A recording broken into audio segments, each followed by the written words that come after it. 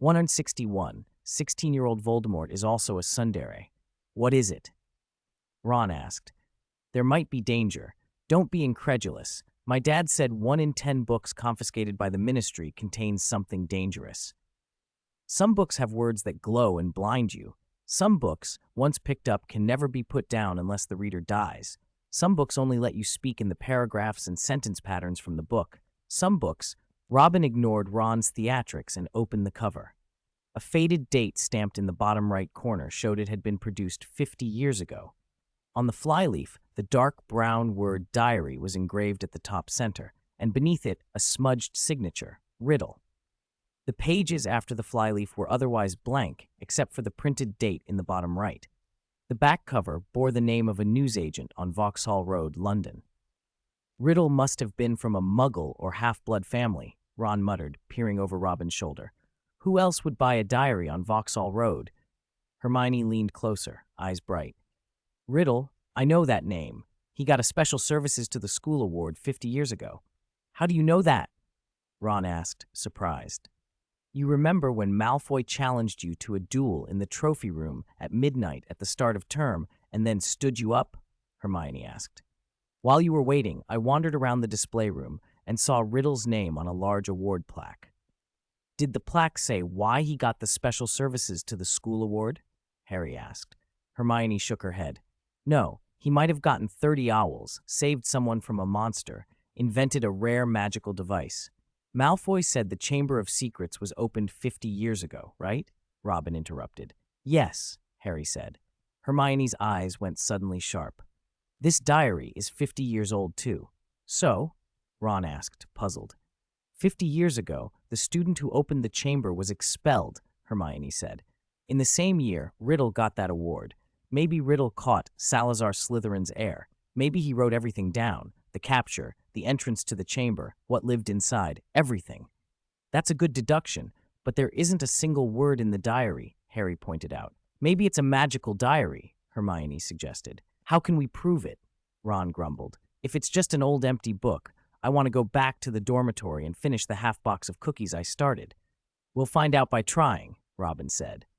He set the diary on the sink counter, drew his wand, and cast Incendio.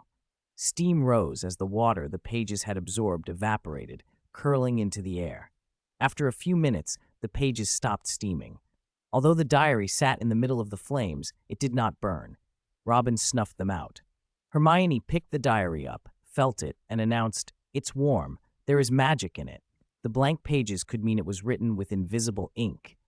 She tapped the cover 3 times with her wand and said, Apparicium. The pages remained blank. Undeterred, she produced a red eraser from her bag, one of those revealing erasers she'd bought in Diagon Alley, and rubbed at a page labeled January 1st. She scrubbed until the eraser had worn away by a third, but nothing appeared. She then drew 2 small bottles from her bag. Acid and alkali reagents, she said. Professor Snape told us some things change color with reagents. She poured a drop of acid on the paper. It only dampened. She tried alkali next. Still nothing. Hermione, stop wasting energy, Ron said impatiently. Riddle only wrote a signature. Let's go. What would you do with an empty old diary? Robin asked. Stick my finger in the cover and spin it for a laugh, Ron said. Stash it somewhere and forget about it, Harry added. I'd use it for class notes, Hermione said. I go through a notebook every 2 months. I'd write in it, Robin said. He took a quill and an ink bottle from his bag, let ink drip from the nib onto the page marked January once. The ink spread and then vanished, as if sucked into some other place. He dipped again, wrote hello. The word blurred, then disappeared the same way. For a moment, nothing happened. Then a different hand, slanted to the right and elegantly flowing, formed on the page. Hello, the 3 of them stared. Ron grinned. Cool, let me try. What's it like to talk to the person inside the diary? One person writes a sentence and we take turns, Robin suggested, and handed the quill to Harry. Harry wrote in a rush, My name is Harry Potter. The line dissolved and another scrawled itself onto the page. My name is Tom Marvolo Riddle. Ron grabbed the quill next and wrote eagerly, Do you know anything about Salazar Slytherin's Chamber of Secrets? I know everything, the diary answered. Hermione took the quill, her hand trembling with excitement. She wrote, Can you tell me everything you know? No, the reply came, abrupt and final. 162. Go back in time and meet familiar people. Ah! Hermione sighed deeply. Ron grumbled about Riddle's coldness, and Harry tried to work out how to get the diary to tell them what really happened. As they fretted, another elegant line of text bled across the page. But I can let you into my memory. Let me take you back 50 years. The words faded, and the diary's pages, without any breeze, began to rustle. Finally, it stopped on a page with June 13th, printed in the bottom right corner. Look, there's a yellow light flashing there, Hermione whispered, pointing at the small date box. They huddled closer. Before they had a chance to see exactly what the light was, the box widened into an opening and sucked them in. They were spun through a whirl of color and light like a washing machine's spin cycle. When it ended, their feet hit solid stone. They swayed for a moment, then steadied themselves. They were standing in a circular room. On one stone wall hung the living portraits of all the past headmasters of Hogwarts, each snoozed in its frame. This was the headmaster's office, but it wasn't like the one they knew. There were none of the familiar silvery instruments, no high stool, no fox. Behind the large desk sat a wizened wizard with thin wisps of white hair and heavy breathing, reading a letter by candlelight. "Excuse us.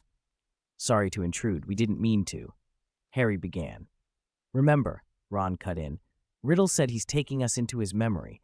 What we're seeing is an image from his past. That old wizard can't see or hear us, and we can't change what's already happened." "I got dizzy from the spinning," Hermione admitted. "I'd forgotten." Ron was about to climb the stone steps for a closer look, but a knock sounded on the door. "Come in." The old man set the letter down and called in a thin voice. The oak door creaked open, and a tall, handsome 16-year-old strode in, wearing a gleaming prefect badge. "Principal Dippet, you wanted to see me?" "Yes, Riddle. I have read your application, but under the current circumstances, I can't approve your request to stay at school over the summer." "You mean the attacks, the Chamber of Secrets?" the boy asked. "I am a half-blood. My father is a muggle, my mother a witch," the boy said quietly. "My mother died soon after I was born. On her deathbed, she called me Tom Marvolo Riddle. Tom Riddle from my father, and Marvolo from my maternal grandfather. I've never known my father. I grew up in a muggle orphanage. I don't want to go back there for the summer." "Are you worried that if you stay, you might become a target for the monster from the chamber?" Dippet said, clicking his tongue with sympathy. "That unfortunate little girl died so tragically in the castle. Right now, the board and the ministry are even discussing whether to close the school. The faculty and I still don't know the source of the attacks. If the culprit is caught, if the attacks are dealt with, will my request be reconsidered?" Tom asked. Dippet stared at him. "What do you mean by that? Do you know something about those attacks?" "No, sir," Tom replied. Dippet sagged back on his stool, disappointed. "Very well, Riddle, you may go." "Very well, sir." Tom opened the oak door. The others followed him out of the office and down the spiral staircase beneath the owls to the floor where Justin Finch Fletchley had been attacked. Tom lingered a moment by the statue of the owl, staring at the floor, biting his lip. 2 furrows formed on his forehead. Then he sighed and hurried down the stairs. Harry, Ron, and Hermione lifted their robes and ran after him. At the entrance hall, they were overtaken by another figure, a tall wizard with deep blue eyes, long auburn hair, and a flowing beard, Albus Dumbledore, 50 years younger. "Tom, what are you doing out so late? You shouldn't be wandering the corridors," he said, peering at the boy as if through and into him. "Professor, Principal Dippet asked to see me," Tom answered, neither humble nor arrogant. "All right, go back to your dormitory and get to bed. No more wandering." "Good night, sir." After Dumbledore climbed the stairs out of sight, Tom slipped into the doorway that led to the basements. The 3 of them hurried after him, remarking under their breath at how striking the younger Dumbledore looked. Tom moved quickly through the basement corridors, turning left, turning right, opening doors to peer inside, going down staircases, until he stopped before a slightly ajar wooden door. A voice came from inside that sounded painfully familiar. "Come here, come out, come to me, crawl a little further, crawl into that box." Tom drew his wand and pushed the door open. A huge, shaggy man was squatting by a very large crate, peering into it and talking to whatever was inside. Good evening, Hagrid, Tom said sharply. Hagrid snapped the crate shut, stood up and asked, Tom, what are you doing here? I have to report you. I don't think you meant any harm, but… No, you don't understand, Hagrid began. Tom stepped forward and cut him off. Hagrid, the girl who died, her parents are coming to the school tomorrow. Hogwarts must make sure the creature that killed their daughter is brought to justice. From inside the crate came rustling and scratching, the click and clack of many legs. When Hagrid heard the word justice, he panicked. It wasn't Aragog. It wasn't him. Aragog never killed anyone. Never. 163. Debate King, Weasley. Riddle raised his wand. Hagrid, monsters aren't good pets. Get out of the way. No. Get out of the way, Hagrid. No. Hagrid roared, planting himself in front of the crate. Riddle waved his wand and intoned, Treasures revealed. A blinding flash shot from the tip of Riddle's wand. The blast knocked Hagrid off his feet and struck the large box. The crate trembled violently, and then with a bang, its lid flew open. Click! Clack! A huge, dark, hairy spider crawled out. Two large, close-set eyes sat atop its head, with a smaller eye on each side of its upper eyelids and 4 more in a row below the big ones. Its jagged fangs clicked with every movement, and its 8 legs, far longer than they should have been, waved and reached forward. Ron shrieked. His scream went on until Harry clapped a hand over his mouth. On the other side of the hall, Riddle flicked his wand again and shouted, Strike the giant spider! But his spell failed. Hagrid, who had already staggered to his feet, barreled into him and sent him sprawling.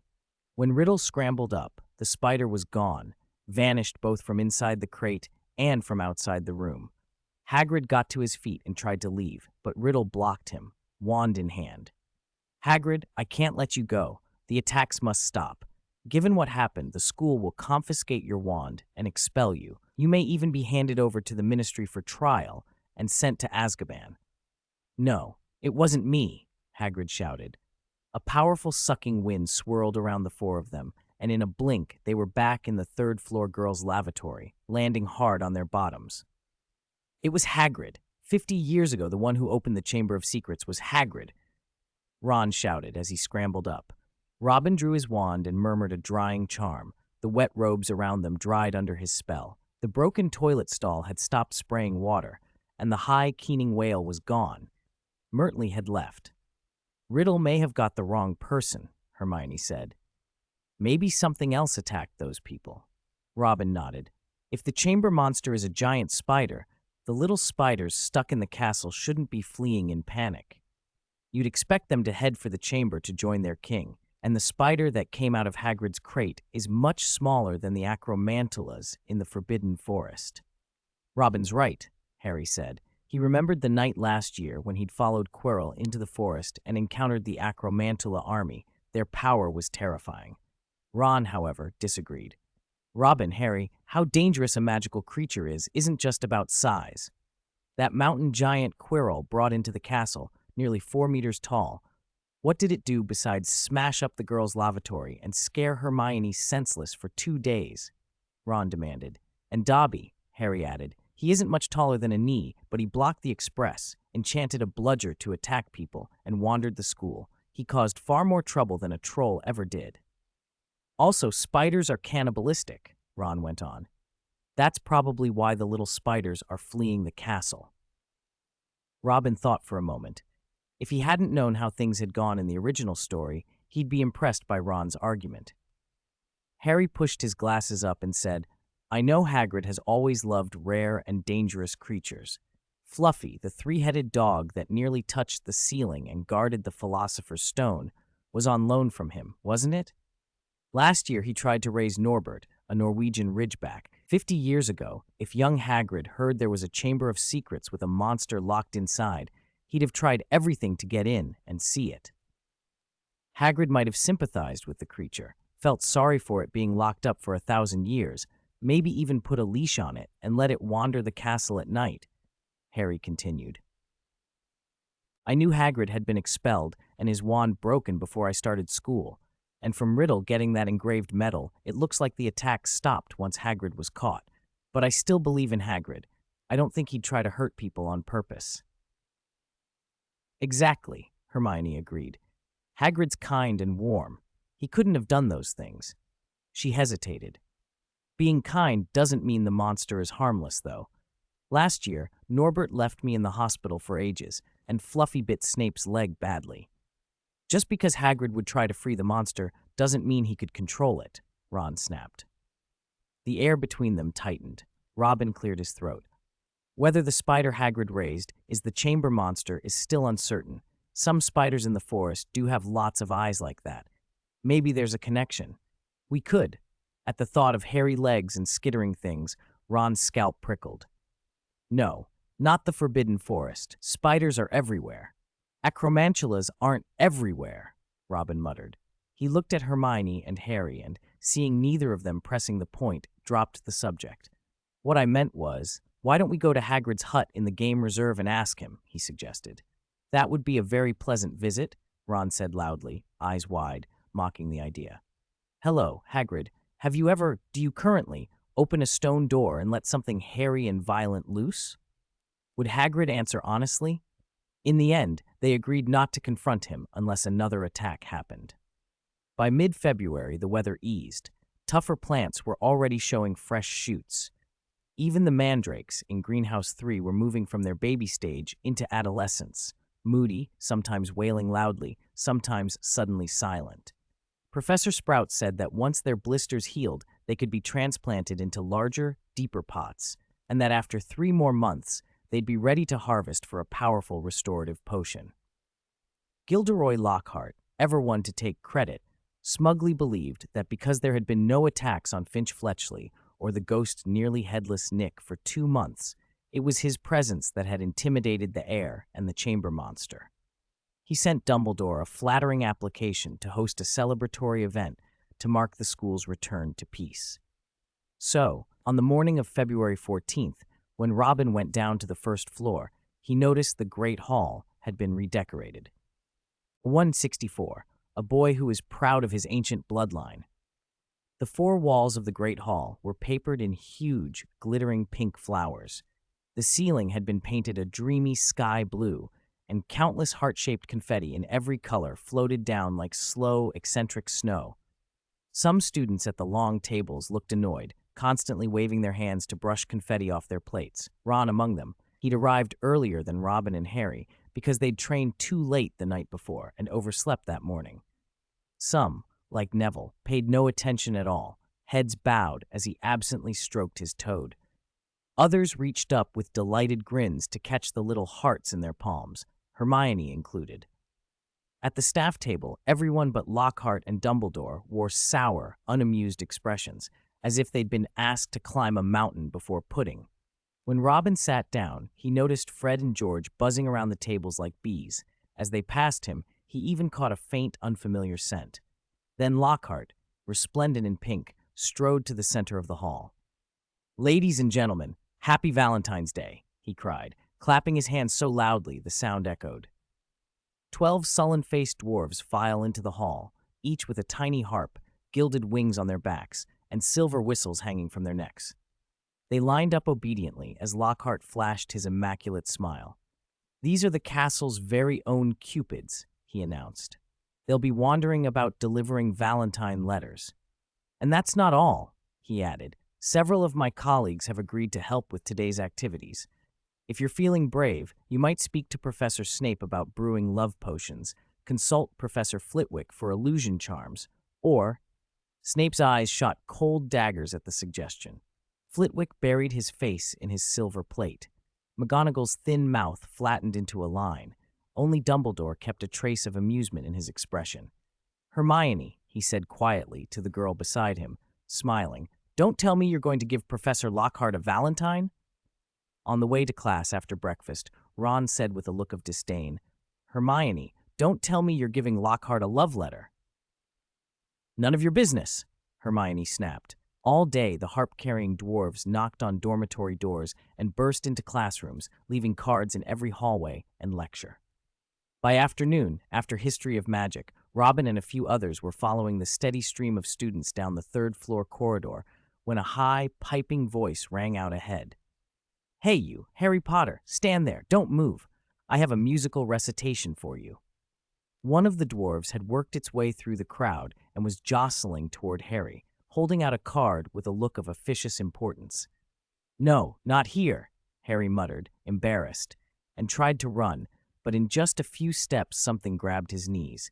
He stumbled and fell hard to the stone floor. The dwarf perched on his tailbone and shouted, "Stop wriggling! Hurry up, I've got another boy with pale hair to find." "Let go of me," Harry managed, arching and rolling, toppling the dwarf.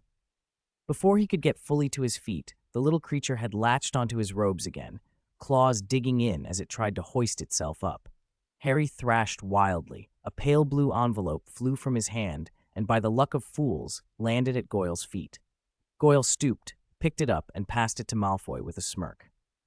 "Give it back," Harry shouted, grabbing at the dwarf's golden wing. Malfoy tore open the envelope, read, and burst out laughing, clutching his stomach. Crabbe and Goyle laughed with him, high and cruel.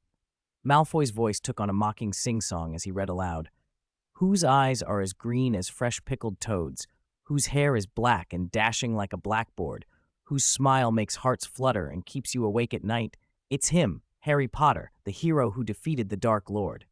The corridor erupted in laughter and catcalls. Harry's face went beet red. Robin stepped forward, grabbed the dwarf by the scruff of its neck, and hauled it off Harry. Then he turned toward Malfoy, who was still clutching the opened envelope. "Enough, Draco. Give the letter back," he said. The dwarf straightened, fixed its beady gaze on Malfoy's pale hair, and tilted its head. "What, are you Draco Malfoy?" it asked. "So what if I am?" Malfoy sneered. The dwarf produced a black envelope from its satchel. "This one's an enhanced musical recitation," it announced. Heads turned. The hallway fell expectantly quiet. "I don't want to hear it," Malfoy said through his teeth. "You will," the dwarf insisted. "Get away from me, you filthy," Malfoy hissed, stepping back and searching for an escape route. The dwarf lunged, grabbed Malfoy's satchel, and yanked. Malfoy swung his textbook and the blue card at the dwarf's head. The little creature's stubby fist knocked both from his hands. It latched onto Malfoy's ankle, yanked him off balance, and dragged him down, then bounced up onto his stomach like an indignant mosquito. "Goyle! Crabbe! Help me!" Malfoy roared. For a moment it looked as if brute force would win, then a muffled whistle sounded from beneath Goyle's bulk. Silver whistles chirped in answer from upstairs, downstairs, and both ends of the corridor. 5 more dwarves elbowed through the crowd and squeezed into the center of the melee. Outnumbered, Malfoy, Crabbe, and Goyle had no hope. 2 by 2, the dwarves planted their feet on the prone boys' stomachs, plucked their tiny harp strings, and began to hum. The song was a leering, ridiculous little verse aimed straight at Malfoy, a boy proud of his ancient line, born from the depths like a blobfish fine. He looks to the sky with film-clouded eyes. I want him to lie in my lap. I want his prickly hair to pierce my skin. Laughter crashed through the corridor. The dwarves played on, bright and relentless. Malfoy stammered and turned crimson with fury. "Who wrote this? Who dares say I have blind eyes, that I'm an ugly freak, that my hair is frizzy? I'll kill you!" The comparison to a blobfish, its slime-pink skin, bulbous nose, and flabby triangular face when deflated, was too much. Everyone laughed harder at the image of Malfoy as a sagging, gelatinous fish. The sneer on his face only made him look angrier. When the dwarves hopped back to the floor, Malfoy snatched up his book. The blue card had vanished in the scramble, and, still muttering, hauled Goyle and Crabbe away. With the entertainment over, the crowd thinned, the corridor resuming its usual noisy bustle as students went their separate ways. 165, a love letter caused a storm. "Robin, let's go to the library," Hermione said. "Okay." They had only taken a few steps when the small dwarf who had earlier handed Harry a greeting card hurried back up the corridor. He skidded to a stop in front of them and demanded, "Are you Robin Lestrange?" Robin froze. "No, my name's Raymond Robbins," he said without changing his expression. The dwarf regarded him for a long, suspicious moment. As he turned to leave, Fred, who had been leaning against the wall watching the scene, called out, "Hey, don't go. He's lying. He's Robin Lestrange." The dwarf spun back, scowling at Robin. Robin drew his ebony wand and, with a lazy flick, sent a thin blue spark crackling from the tip. "Little one," he asked, amused, "what are the strings of your harp made of? Would they survive a lightning charm?" The dwarf clearly knew whom he could pick on and whom he couldn't. He shoved an envelope into Robin's hands. shoved a scrap of paper at him that read, "It's not a musical recitation, it's just a greeting card," and then hurried up the stairs and vanished. The envelope was pink, printed with cherry blossoms, the address scrawled in emerald green ink, for the captivating Robin Lestrange. The handwriting was a mess of heavy cursive, thin, looping strokes like an earthworm that had crawled through ink and left a crooked trail. It looked vaguely familiar to Robin, and when he caught the faint floral scent that rose from it, he realized whose handwriting it was. Hermione snatched the envelope before he could do anything and tore it open with a long, decisive rip. "Robin, can I?" Haven't you already torn it?" Ron cut in. Hermione ignored him. Her misty brown eyes were fixed on Robin. "May I?" "Yes, yes," Robin said too firmly. She pulled out a letter, folded 4 times and smelling strongly of cherry blossoms. Her eyes narrowed as she held it. "Robin, can I? Haven't you already taken it out?" Ron repeated, incredulous. "Yes," Robin said again. Hermione huffed and began unfolding the paper. Halfway through, she slapped it down onto Robin's chest. "Never mind. Who sent you this? What does it say? Why should I care?" She hugged her History of Magic textbook to her chest and stalked off down the left corridor. Fred and George's laughter followed her as they melted into the doorway.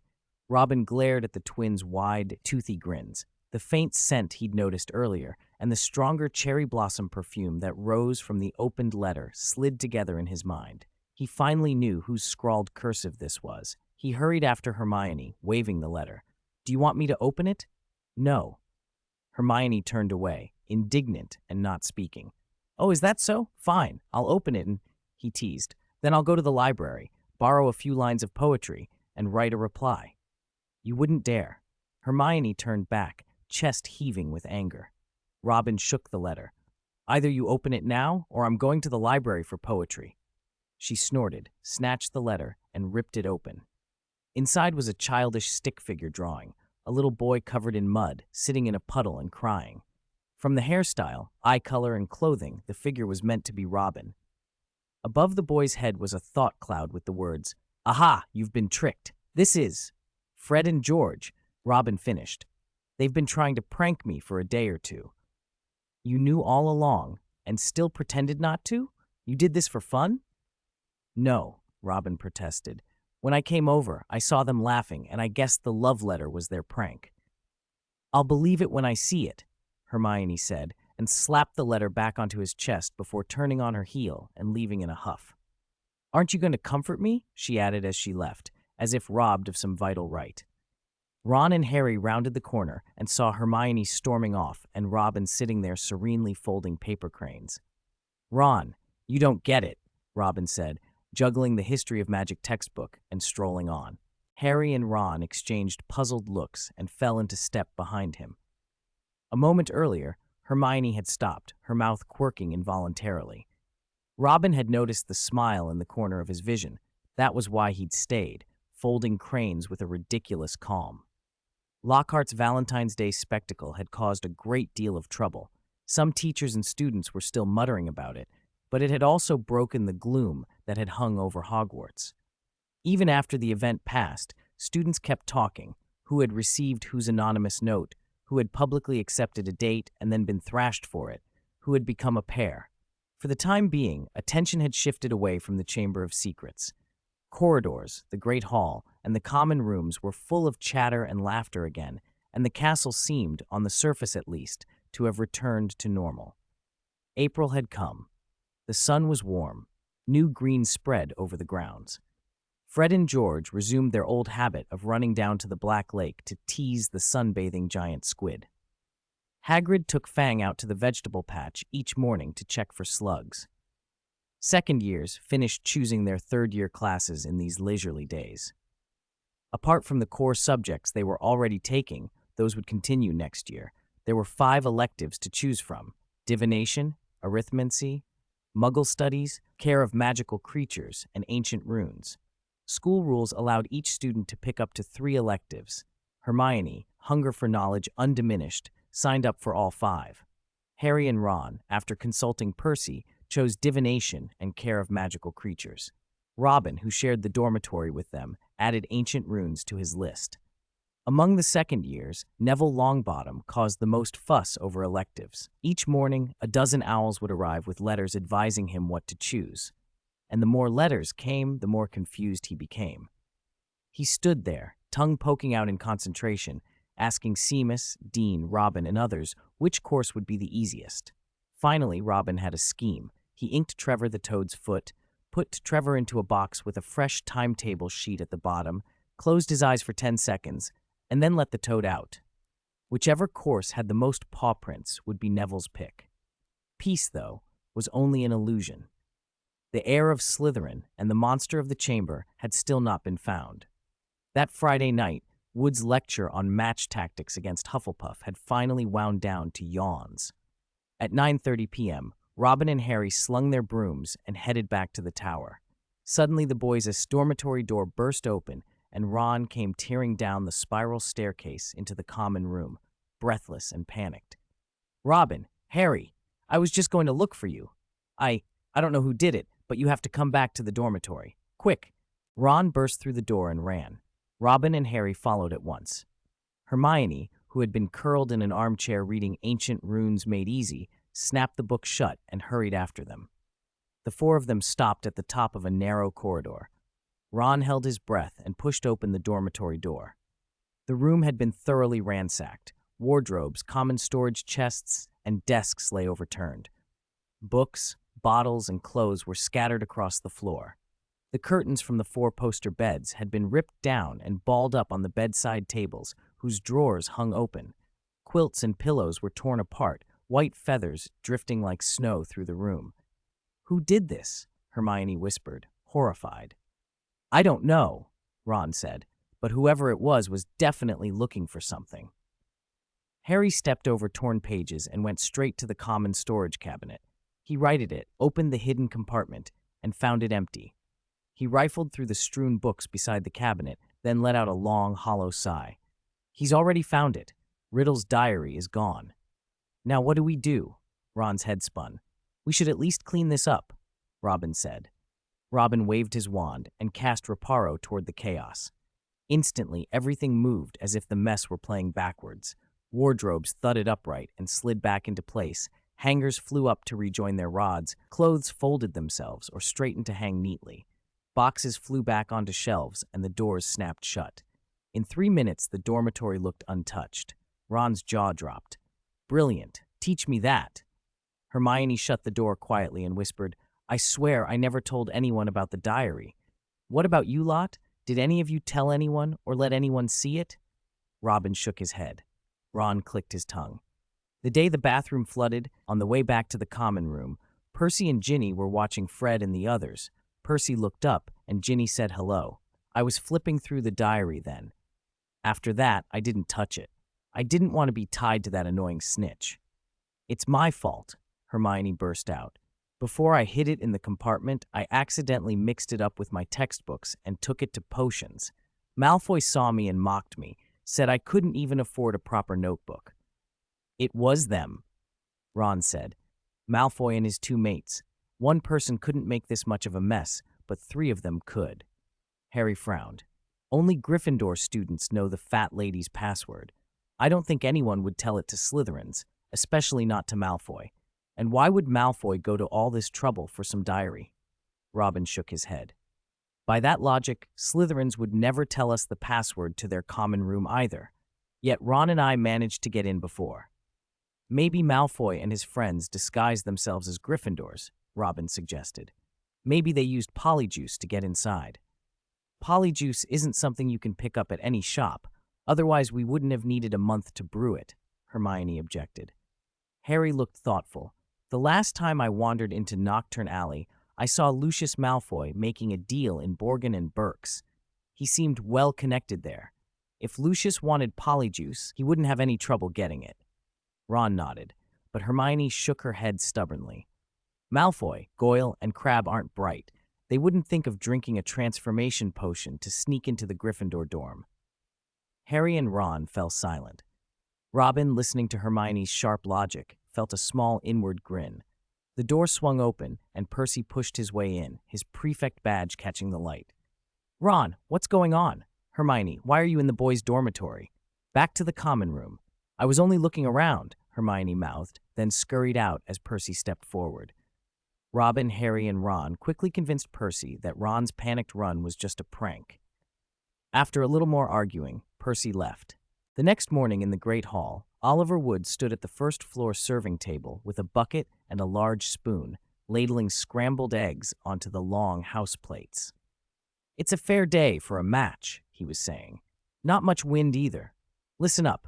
Hufflepuff might not be the strongest team, but we need to play like Gryffindor and beat them properly."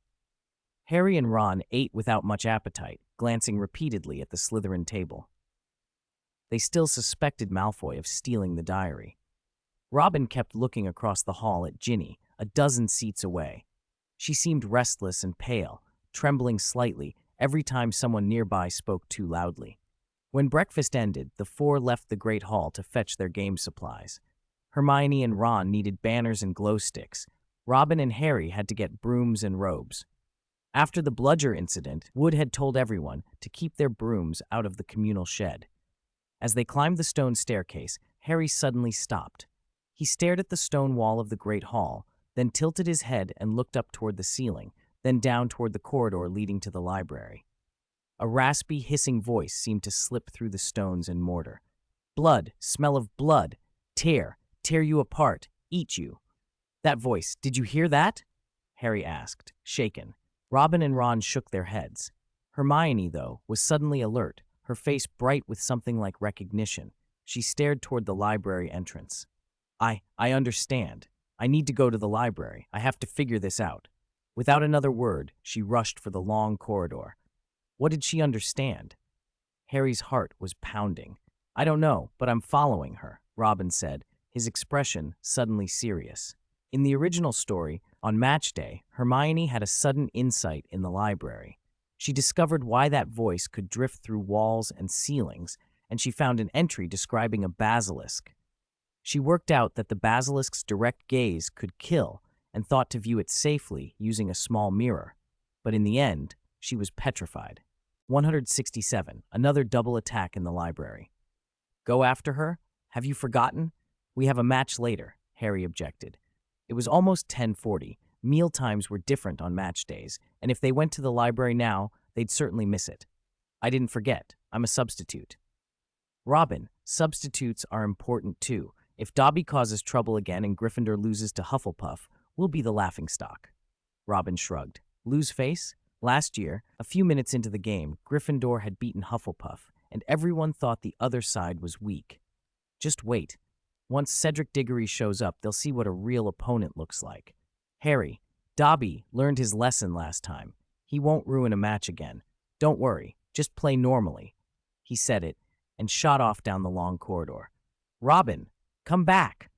Wood will kill you," Harry called after him. "Don't bother shouting, he won't listen," Hermione said with a small, exasperated smile. Her method is to run to the library whenever she has a question. Robin's method is that once he decides on something, not even 10 oxen could pull him back. "Come on, it's nearly 11. Harry sighed. "All right." Robin had barely cleared 100 meters when he called back. "How did you follow me?" Hermione hesitated, then walked up beside him. Robin looked up at the ceiling and lowered his voice.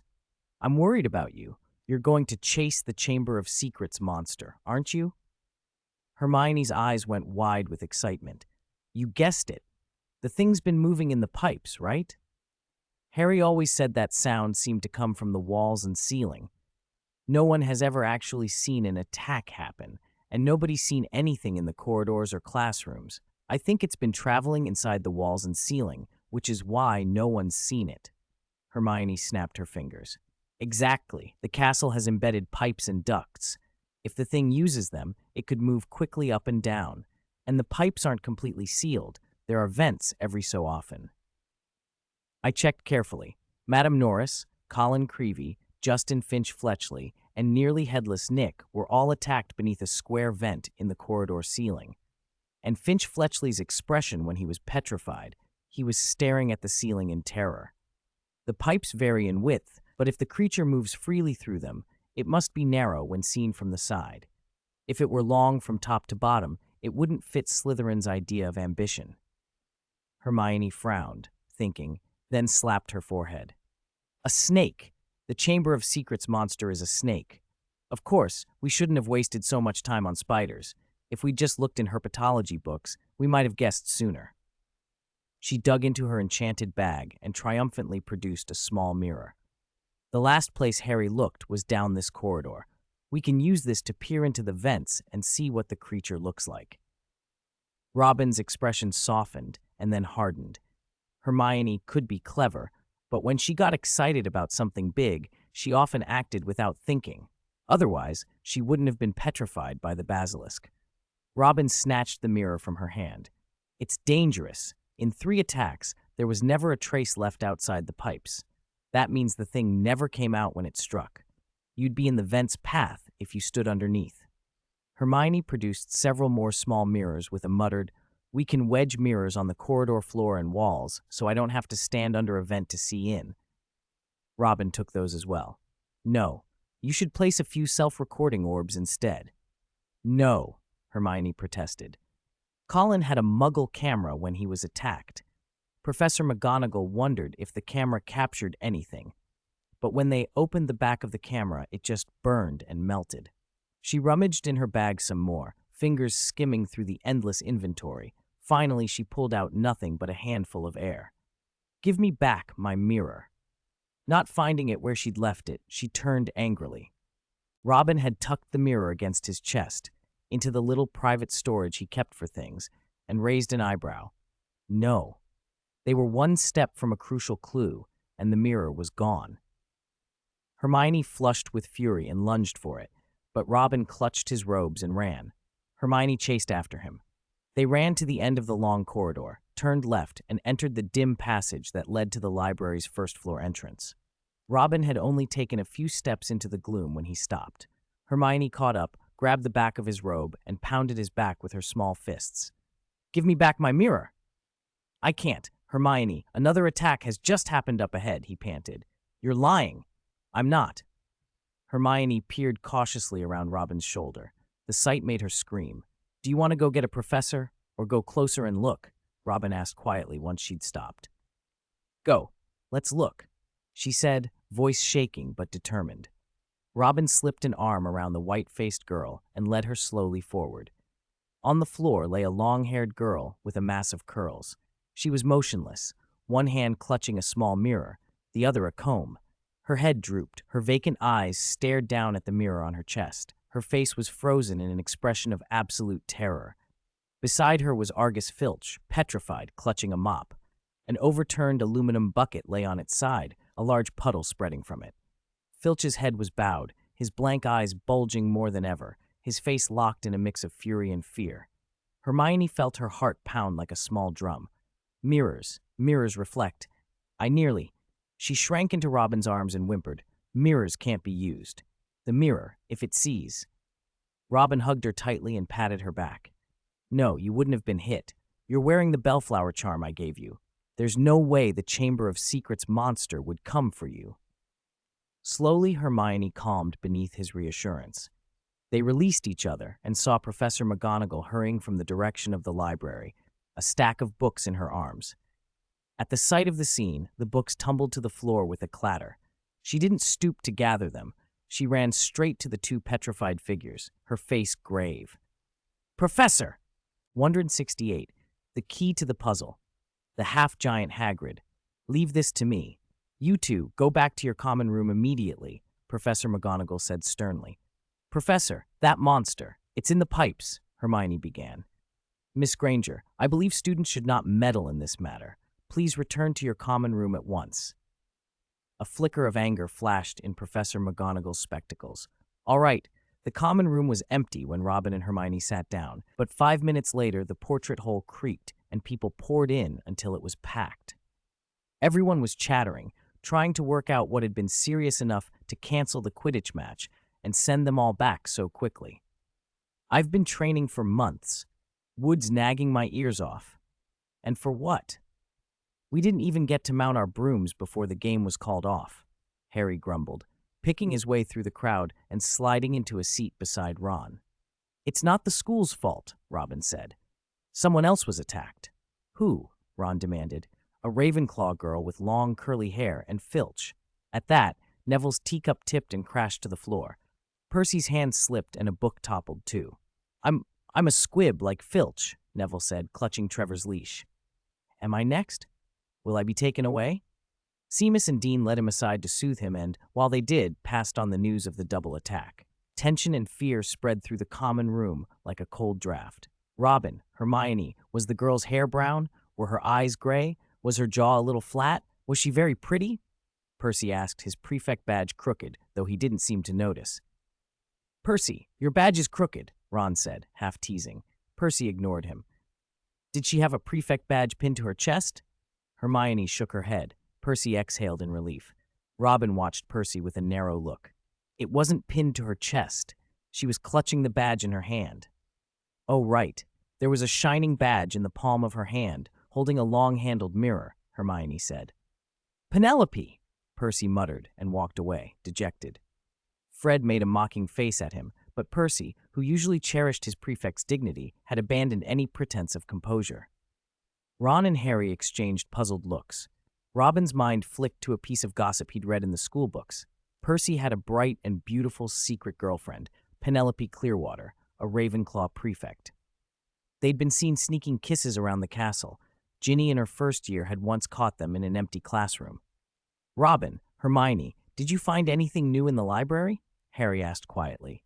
We made a major discovery, Hermione said, lowering her voice. But there's too much noise in here. We'll tell you at the party tonight. Okay. About 15 minutes later, Professor McGonagall entered through the portrait hole, holding a parchment scroll. She clapped once, and the chatter fell silent. She unrolled the parchment and read aloud. In light of recent events, the school has enacted the following regulations, effective immediately. All students must return to their common rooms by 6 o'clock and may not leave them during non-class hours. Students must be accompanied by a teacher when going to classes, meals, or the lavatory. All Quidditch training and matches and extracurricular activities such as the dueling club are canceled without exception. I must warn you, she added, unless the culprit is caught, the school may have to close. When McGonagall left, the common room erupted again. Lee Jordan clambered onto a table and, with his usual theatricality, took advantage of the crowd. Slytherins avoided all 4 attacks so far. Clearly the culprit is one of them. Why not just expel all those arrogant Slytherins? He called, and a ripple of angry applause went up. The crowd loved it. While Lee had everyone's attention, Robin, Harry, Ron, and Hermione slipped quietly into the boys' dormitory. After Hermione closed the door behind them, she recounted what she'd found in the library. Harry's head swam. In Riddle's diary, Harry, we saw Aragog. He's a spider, not a snake, Hermione said. If the Chamber of Secrets monster is Aragog, how could it possibly crawl through the pipes? Everything I say has a condition, Ron objected. Hagrid might not be the heir, and Aragog might not be the chamber monster. But Hagrid was expelled 50 years ago, his wand snapped, and Riddle did get an award from the school, Hermione countered. Robin said nothing, but his expression tightened. Could Hagrid, the half-giant gamekeeper, have been wrongly accused? Could he be the key to it all? My head's all over the place, Harry admitted. One minute Hermione's theory seems brilliant, the next Ron's point feels right. Hagrid, he's the key to all of this. We have to talk to him tonight. But McGonagall's rules, no leaving the tower, Ron said. They're watching the portrait hole already. You forgot, Robin said. We have the invisibility cloak. No, you didn't forget. It's just, it won't cover 4 of us. It might not even cover 3. Harry fell silent. Robin produced a small black box about the size of a quail's egg, engraved with the word invisibility in golden letters. A good find over the holidays, he said. I've tried it. There's a bead inside. Hold it in your mouth and you become invisible for half an hour. Half an hour should be enough, even if we have to crawl. He opened the lid and placed a small blue bead in his mouth. He vanished instantly and reappeared 3 seconds later, the bead back in his hand. Ron stared. That night at 11, the 4 met in the common room.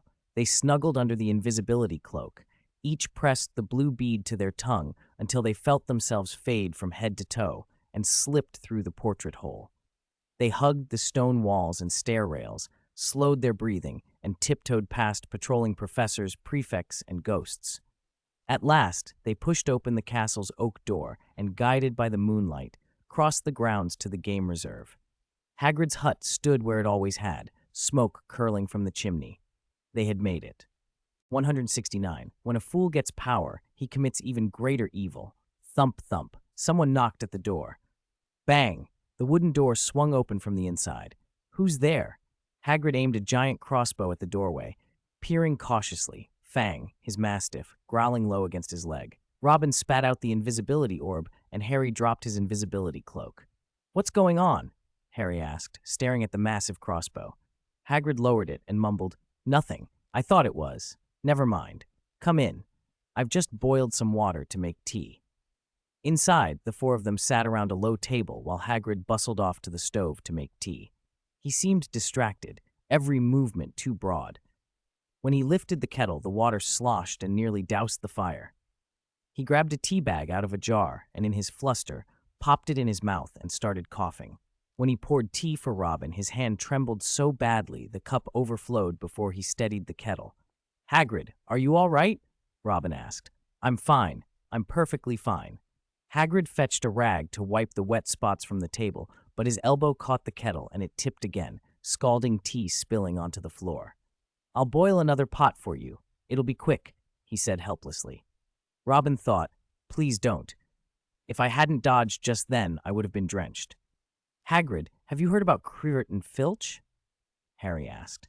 "Oh, I've heard," Hagrid answered, but he kept placing the kettle back on the stove and kept glancing nervously out the window.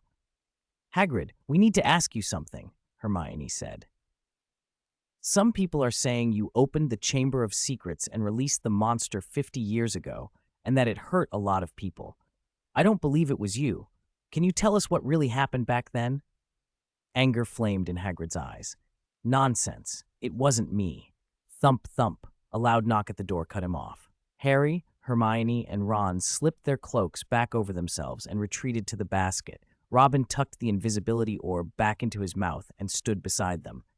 Seeing the house suddenly empty, Hagrid snatched up the giant crossbow and flung the door wide. "Sir, it's you," he blurted. Hagrid lowered the crossbow in surprise as Dumbledore stepped in, followed by a short, stout, solidly built wizard in rather odd clothes. His hair was a messy gray mop over a large red nose. He wore purple-pointed boots, a pinstriped suit with a red tie, a long black cloak, and clutched a green bowler hat under his arm. Cornelius Fudge, the Minister for Magic. Fudge looked at Hagrid in clipped, hurried tones. "Hagrid, things are very bad." Hagrid went ashen. "It wasn't me, sir. You know it wasn't me," he pleaded. "Cornelius, I have absolute trust in Hagrid," Dumbledore said, his voice steady. Fudge clicked his tongue. "Albus, Hagrid's record isn't in his favor. To prevent things from getting worse, the Ministry must take him away." "Take me away? Where are you taking me? Not Azkaban, are you?" Hagrid rasped. "Yes." Fudge toyed with his green bowler hat and showed a brittle cheerfulness. "We have no choice. Detaining you is a precaution.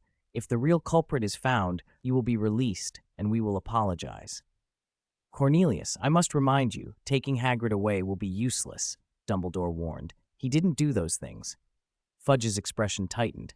"Albus, I'm under a lot of pressure." Creak. The wooden door opened again. Lucius, wrapped in a black traveling cloak that trailed to his ankles, stood in the doorway with a cold sneer. "Fudge, you're here already. How fortunate." "Lucius, what are you doing here?" "Get out of my house," Hagrid roared. Lucius strolled in, eyes sweeping the cluttered room as if inspecting a curiosity. Harry, Hermione, and Ron silently edged toward the back wall to avoid being seen. Robin did the same.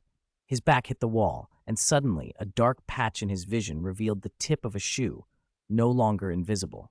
In a messy hut, a lone shoe might not be suspicious, but this was the tip of a shoe where there should have been nothing. Lucius's gaze traveled downward from the ceiling, dotted with aluminum buckets, bamboo baskets, and boxes, towards the floor. Fang sprang into action, sitting squarely on the visible toe and barking lowly at Lucius. The dog's ears twitched with triumph as he lay there, growling softly. Is this even a house?" Lucius sneered, moving to stand nearest the door. "Hagrid, I'm not here for you. I came from the school. Someone told me the headmaster was at the game reserve." He pulled from his cloak a roll of parchment. I and the other governors have unanimously agreed that you should stand down. This is a temporary suspension order. It bears the signatures of all 12 governors of Hogwarts. Dumbledore took the parchment calmly. Fudge leaned forward anxiously to read. Hagrid stared at Lucius with fury. 170. The smile is too bright and the acting is bad. Dumbledore, the Board of Governors feels you are no longer in control of the situation. If the attacks continue, I'm afraid there won't be a single Muggle-born student left. That would be a terrible loss for Hogwarts. Robin's skin prickled. That smile was far too bright. Lucius Malfoy's performance was shamelessly bad. You can't expel Professor Dumbledore, Hagrid thundered. Without him, who will protect the Muggle-borns? There'll be murders right in the school. Calm down, Hagrid, Dumbledore said, his voice steady and firm. Hagrid stopped shouting, but his wide, watery eyes still glared furiously at Lucius. If the Board of Governors wishes me to step down, then I shall yield my position. Dumbledore stepped forward. His piercing blue eyes locked onto Lucius's gray ones, and the older man visibly took a half-step back. But please remember this. I will only truly leave when everyone here has turned against me. At Hogwarts, help will always be given to those who ask for it. Robin was certain Dumbledore had glanced at their hiding place when he spoke. How touching. Let's go, Lucius snapped, glancing the same way Dumbledore had. He swept the door open, made a grand bow, and herded the older wizard out. Fudge, follow! Come on, Hagrid, Fudge said. All right. Hagrid took a deep breath, turned his broad back to the four of them, and called over his shoulder. If, and I mean if, anybody wants to know anything, just follow the spiders. That's where you'll find answers. And someone feed Fang for me while I'm gone. Hagrid pulled his moleskin overcoat on and walked out. Fudge looked around, stunned for a moment, then followed. The wooden door slammed shut behind them. Hagrid was right, Harry said, removing his invisibility cloak. After Dumbledore's suspension, attacks will probably happen all the time. Fang, whining and circling Robin's legs, scrambled up. Robin squirmed his shoe inside his sock. The tip had just shone when the invisibility started to fade. He opened a can of stewed meat and Fang devoured it, then curled back into the big wicker basket. Robin, why did the tip of your shoe suddenly become visible? Hermione asked. The cloak was about to wear off, Robin said. It's normal. They took Hagrid away, and now no one can sort this out, Harry sighed. They can, Hermione said. Hagrid left us a hint. Follow the spiders, he said. If we see strange spider behavior again, we have to follow them. There are plenty of spiders in the Forbidden Forest, maybe. No, Ron interrupted, terrified.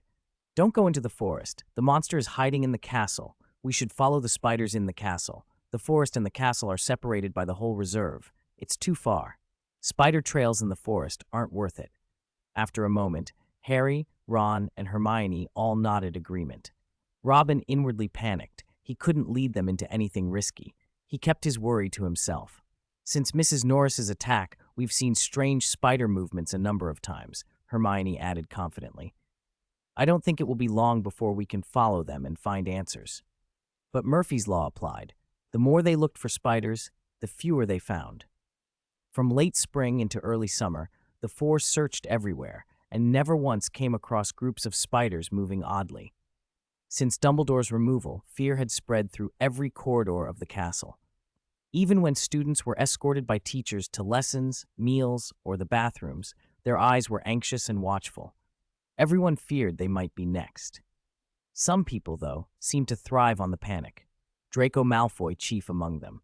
He strutted through the halls, taunting and intimidating any Muggle-born he met, and was even calling for the old bat to be made headmistress. During potions one day, while everyone was brewing swelling draughts, Malfoy brought up the subject of changing headmasters again. I always knew this day would come, he said smugly. My father has always said Dumbledore was the worst headmaster Hogwarts ever had. The board will elect someone proper soon, someone willing to open the Chamber of Secrets. I doubt McGonagall will be head for long. Snape, gliding through the smoky classroom in black robes, circled the students, sharpening his criticisms like knives. Harry's potion was too watery and only 10% effective. Neville had added the wrong ingredient and made his brew unstable. Seamus had mismeasured everything and ruined it. After one round of inspection, Gryffindor had lost 30 points. When Snape reached the third aisle, Malfoy called out loudly, "Professor, why don't you apply to the board for the headship?" Snape's face was a mask of disdain. "Mr. Dumbledore is only temporarily suspended. He will return to Hogwarts once this matter is resolved." "Professor," Malfoy continued, "if you applied for headmaster, I'd write to my father. He could persuade the governors to vote for you." Malfoy reached into a glass jar. Snape blocked him with a potions textbook. "Pufferfish eyes are poisonous. Use tweezers." He swept his robes and moved on. Ron clutched his stomach and pretended to vomit into his cauldron. Malfoy noticed and, face twisted, crushed the pufferfish eye angrily. "I'm amazed mudbloods still have the nerve to stay here. The next one to be attacked, undoubtedly die, will be Hermione Granger." Ron shot up from his stool, ready to lunge, but Harry held him back. Hermione, shaken by Malfoy's threat, couldn't weigh the bat spleen properly even after 5 or 6 tries. Robin squeezed her hand and murmured reassurance until she calmed a little. 15 minutes later, Robin slipped 3 small, linked filaments of water-ignitable filibuster fireworks from his pocket, kept safely in the sea of consciousness space. Each was a tiny cardboard tube about 3 centimeters long, wrapped in a waterproof film with a short blue fuse in the center. He'd gotten them from Fred and George the week before. "What are you planning?" Hermione whispered when she saw them. "Teaching Malfoy a lesson," Robin said. Hermione's mouth covered itself in a gasp. Then, unexpectedly, her eyes lit up. "I'll aim," she breathed. "When my finger twitches 3 times, you throw them." "Okay." Snape was currently giving Dean a scathing lecture. Hermione's finger twitched, once, twice, 3 times, quick and certain. At the signal, Robin touched the fuse with his wand tip. It hissed and sparked.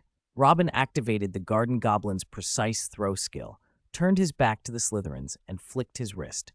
Bew, the firework sailed perfectly and landed with a small, precise splash right into Malfoy and Goyle's cauldron. Whoosh! For 5 seconds, the potion geysered up, splashing Malfoy and Goyle in the face. Malfoy's nose ballooned alarmingly, swelling until it looked a bowling ball. A large tumor rose on his neck, and his arms turned into useless, club-like stumps. Goyle wasn't much better. His eyes bulged to the size of saucers, his mouth became a great sausage, and his chin swelled into a lumpy mass that forced him to rest it on the desk or risk tearing the corners of his mouth. The class screamed and scrambled back, desperate to avoid being splattered by the expanding potion. "Quiet! Quiet!" Snape bellowed, narrowing his eyes. When the noise died, he strode forward, produced 2 bottles of detumescent potion, and inspected the cauldron where the disaster had occurred. With a spoon, he scraped out a small, twisted, blackened lump of ash. His cold gaze swept the silent room. "When I find out who did this," he said, "I'll see to it they are expelled from Hogwarts." Hermione widened her eyes and pretended to be utterly bewildered as a teacher peered across the classroom. 10 minutes later, the bell rang. "Hurry up. Form 2 lines. Don't hold up herbology." In the 3 weeks since classes started, the students had grown used to teachers leading them from class to class. They quickly fell into 2 orderly lines and followed Snape out of the dungeon, up the stairs, out of the castle, and into the greenhouses. Professor Sprout checked names, produced a large golden key from her belt, opened the second greenhouse, and led everyone to the very back. 10 Abyssinian wrinkled figs, trees from 2 to 5 meters tall, had been planted there. Their leaves were prized for reducing swelling and fighting infection. When the fruit ripened, peeling the skin released a purple liquid used in shrinking potions. Today's lesson was pruning. "Come closer, everyone," Sprout called, clapping her hands. She explained the pruning rules clearly. Remove withered or dead branches, cut away old, non-fruiting branches, thin out dense canopies by pruning lower shoots, and trim branches that fork too much. She put on dragonhide gloves, took up pruning shears, and demonstrated on one tree.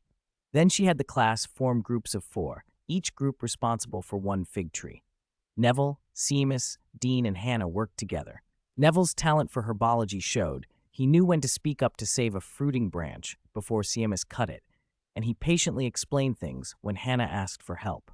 In Harry's group, the work was neatly divided. Harry pruned dead wood, Ron cut the old non-fruiting branches, Robin trimmed overly dense new shoots, and Hermione tackled the excessively forked branches.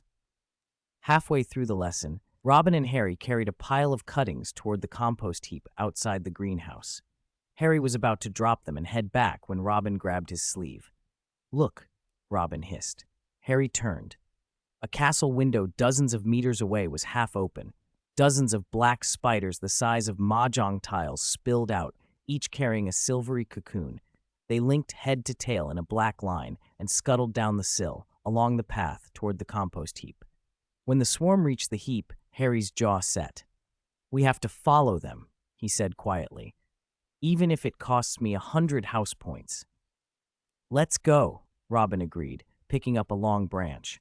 The two slipped away after the spiders, brushing through the ankle-high grass by the Whomping Willow. Robin used the branch to part the grass as they searched for the trail. They descended the game reserve slope and reached the edge of the forbidden forest. The mahjong-sized spiders crawled about 100 meters in and met the forest's native, fingernail-sized spider swarms. Together, the two groups burrowed deeper into the trees. "The forbidden forest," Harry breathed. "Robin, you were right. The answer's in there." Robin gave him a look. If you'd listened earlier, he seemed to say, "We might have met Aragog already." "Let's head back to the greenhouse for now," he suggested. "We'll plan after class." They ran and made it back before the bell.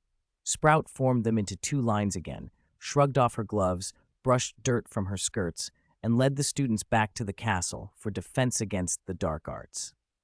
The four lingered at the back of the line and deliberately slowed to keep their whispering private. Harry told Hermione and Ron what he and Robin had seen. "We have to act tonight," Harry said.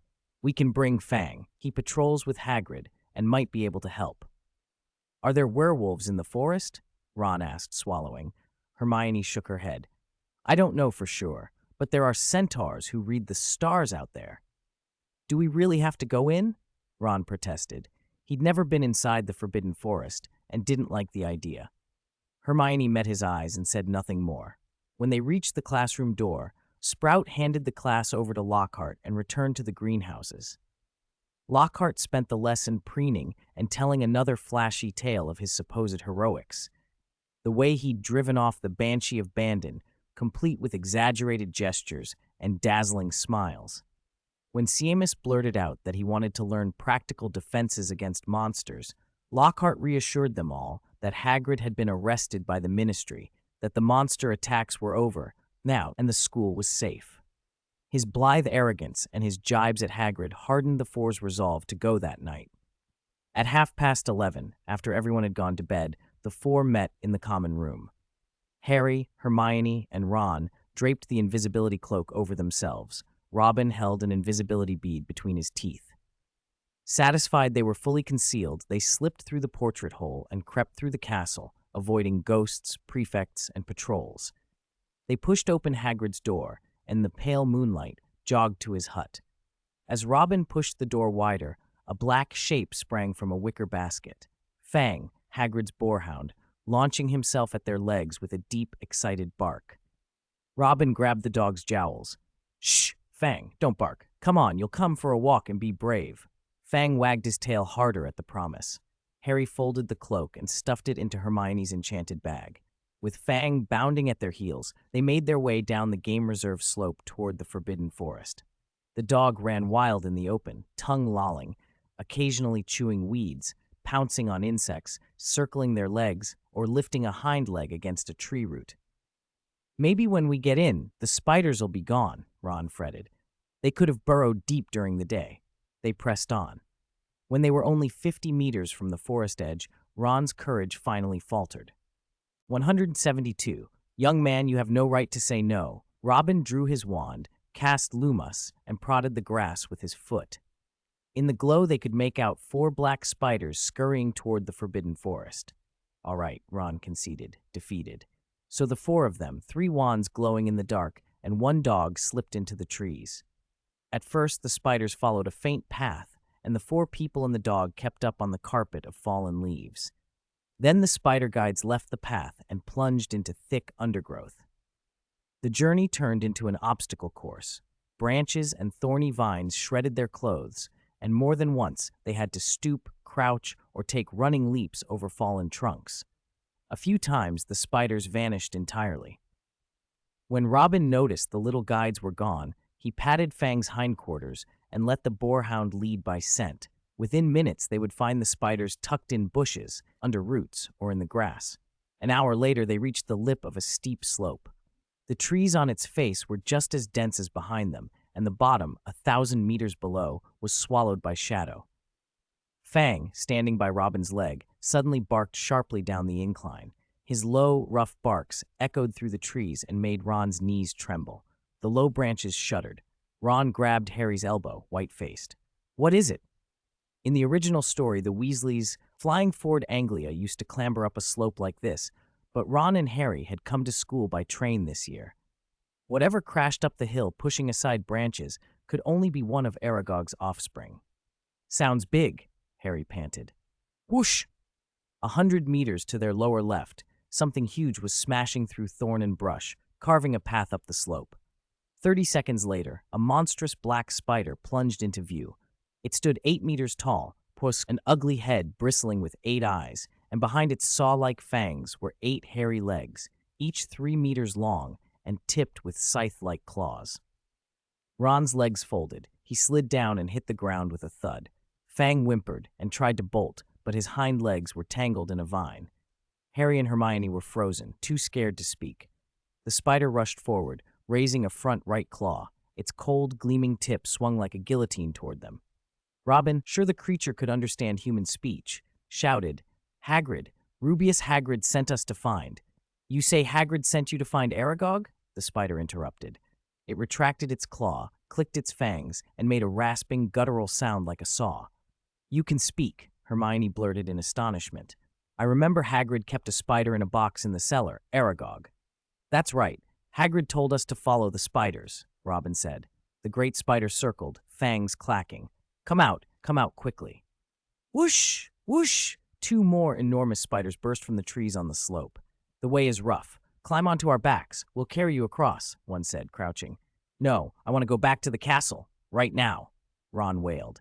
"You child, you do not have the right to refuse," the spider said. Clack! A spider shot forward, raised 2 hairy front claws, scooped Ron up by the waist, and ignoring his screams and struggles, vanished into the darkness. 16 eyes stared at the remaining 3. Hermione swallowed and then said, "We'll climb." Harry held the trembling Fang with one hand and took a grip on the spider's bristly hair with the other, struggling up onto its back.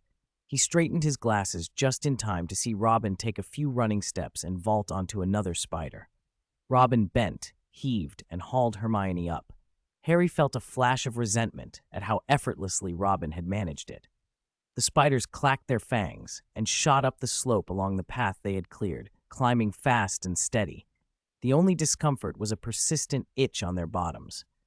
After a long climb, the spiders stopped at the edge of a wide hollow.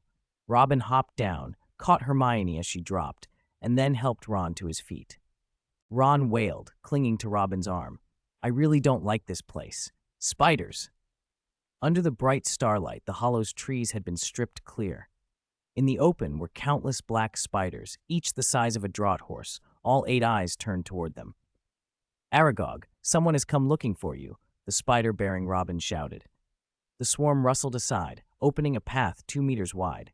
At the end of it, a hemispherical web the size of Hagrid's hut lay gleaming. "Let's go," Robin said, pulling Ron onto the path. Harry, Hermione, and Fang followed. As they walked, the spiders slid back into position and the trail behind them sealed into a solid wall of living legs within seconds. When Robin reached the web, he saw that it was gray-white and the strands were stuck together in a messy tangle rather than neatly woven.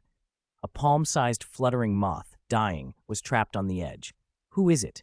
a hoarse voice called from inside the misty web. A colossal spider, 4 meters tall with legs 6 meters long, crawled slowly out. Its body and hair were gray-black. Its 8 eyes, 2 like lanterns, 6 small as silver plates, were clouded with white film. "Hagrid, is that you?" the huge spider asked, peering about. Its sight was clearly poor. "We're friends of Hagrid's. He sent us to follow the spiders here," Robin said. "Are you Aragog?" Hermione clutched Fang's ear. "Yes," the spider replied slowly. "Hagrid never sent anyone to find me before." Harry tightened his grip on his wand. Hagrid's in trouble, he said. There have been attacks at the school, and the Ministry thinks Hagrid did it, says he opened the Chamber of Secrets years ago, and they've taken him to Azkaban. Nonsense, Aragog snapped, waving his fangs. The swarm behind him clicked in agreement. Hagrid never opened the Chamber of Secrets. Then you weren't that monster? What happened 50 years ago? Robin asked. That monster was born in the castle, Aragog said. I wasn't. I was born abroad. A traveler entrusted me to Hagrid. Hagrid kept me in a cupboard in the cellar and fed me leftover bread from the table. 173. Spider Scythe takes action, and there is a chill behind him. 50 years ago, there were several attacks in the castle. A girl died in the lavatory. They found me and blamed me for her death, Aragog said. They believed Hagrid had opened the Chamber of Secrets and that I was the terrible monster. Hagrid was expelled and his wand broken, and he brought me here. When Hagrid became the gamekeeper, he came to see me often. He even found me a mate, Mozag, so my line would continue. Aragog's pale, cataract-clouded eyes strained toward the spider colony. What killed that girl 50 years ago? Harry asked. We spiders cannot speak its name, Aragog replied. It is an ancient thing we fear most. Hagrid asked me many times, but I never told him the monster's name. Have you seen it? Hermione pressed. No. When Hagrid kept me in the castle, except for the night I was accused, I never left the large box they kept me in. Is it a snake? Hermione asked. Her question set the colony off. The clacking of huge chelicera echoed like 1,000 rusty saws through the hollow. We will not say it. We will never say its name, the spiders hissed. Robin regretted not having Professor Sprout's soundproof earmuffs. The racket was unbearable. It felt like a forest of saws grinding wood. For the spiders, though, Hermione's question sounded like confirmation, practically an admission. The chamber monster was a snake. Slowly, the cacophony died down. Aragog sank back into his web and said, When I came to the Forbidden Forest, the year before last, my offspring grew bloodthirsty. It did not happen before. Why? Robin asked. For a time they obeyed me. We did not harm Hagrid or other intelligent creatures who entered the forest. Then a male wizard wrapped in a thick turban and speaking strangely stirred them to disobey. The main instigators I have killed, but once they tasted blood, they no longer wanted to live on insects alone. After some struggles, I let them feed on those who offered themselves in the hollow. Go well, Hagrid's friends. Aragog's great body was soon swallowed by the hemispherical web. The colony, however, had only grown more agitated. They clacked and edged closer to Robin and the others. We've been set up by Hagrid, they kept repeating. Ron peered at the living walls of legs and hissed, Can we cast anything to stop them? Harry's mind scrambled through spells, wand movements blurring together. There's one. Riddle used it. Arania exumai. Arania exumai, Hermione shouted. A white beam shot from Hermione's wand and smacked a black spider into the air. It crashed back into the colony. The press of bodies meant 2 others were crushed, greenish-blue innards splattering. 3 spiders were dead with a single strike. Encouraged, Harry and Robin hurled Arania exumai after Arania exumai. The hollow lit up as if day had broken. Spiders were blown aside, landed, twitched, died, but there were too many of them. For every spider flung aside, 2 more rushed to fill the gap, and the spell sapped enormous energy, far more than a normal charm. After 3 minutes, their casting slowed. Exhaustion crept in. Ron, pressed to the edge, clutching Fang, wanted to help, but if he tried to cast the same spell, he'd be the one sent flying. A small acromantula, only about a meter tall, crept behind Ron. It raised a cold, gleaming claw and swung at his neck like a scythe. Fang barked sharply, and the dog's warning and the cold glitter in the spider's eye made Ron move. He scrambled forward. Rip! Ron's robes snagged. The little acromantula followed, raising its scythe-like claw again and again. Ron stumbled and fell. The spider's chelicera clacked in excitement as it prepared to reap its first victim. When the blade was only a hair's breadth from Ron's throat, another voice cried, Arania exumai. The small acromantula was struck and pitched back, only to be torn apart and devoured by its larger kin. The big spiders, far from mourning, lured over the corpse and feasted. Ron picked himself up, rubbing his neck. I almost died, he grumbled resentfully. I hate Hagrid. Your butt's showing. Hermione snapped as she tugged his robe down, and Ron hurried to hide behind the web, clutching Fang and glaring. Robin stood up and looked around. Hermione's mouth was a thin line. Her right wrist trembled. Harry was slick with sweat and unsteady on his feet. Outside the hollow, the branches still shook. The spider tide had not yet crested. This couldn't go on. Robin thought fast and moved. "Harry, Hermione, retreat to the web," he said. "I have a way to deal with them." They trusted him without hesitation and backed to the safety of the web's edge, wand tips ready. Hermione asked, "What way?" Robin didn't answer. He walked 5 meters forward, raised his wand toward the night sky, and murmured an incantation. A dazzling blue beam erupted from the tip of his ebony wand. The spiders around them twitched as if sensing an overwhelming threat. They waved their claws and fell back. A clear, 5-meter-wide path opened up down the slope. Ron, still rubbing his chilly backside, complained, "Why didn't you use that sooner?" Robin only smiled faintly. If he'd used Acromantula Mora's racial suppression earlier, how would Ron and Harry's abilities have developed? He walked back to the web and freed a large moth from sticky silk. "I remembered a spell to drive a whole colony off from an old book," he said. "Now, hurry before it wears off." They moved fast. Harry led, Hermione and Ron followed, Fang between them, and Robin brought up the rear. Dozens of cold eyes watched as they crossed the hollow and clambered up the slope. As Robin set foot on the soft grass beyond, he felt a moth flutter onto his shoulder. The little creature had escaped the web and landed there. Something below his left collarbone, a totem he carried, warmed, and a sharp sting flared. Aragog had said, "Intelligent creatures." The spiders behind them glared at the moth with hungry, resentful eyes. It was no ordinary insect. It was a magical creature. Robin murmured a quick binding spell and folded the moth into the giant Rubik's Cube he carried, sealing it away.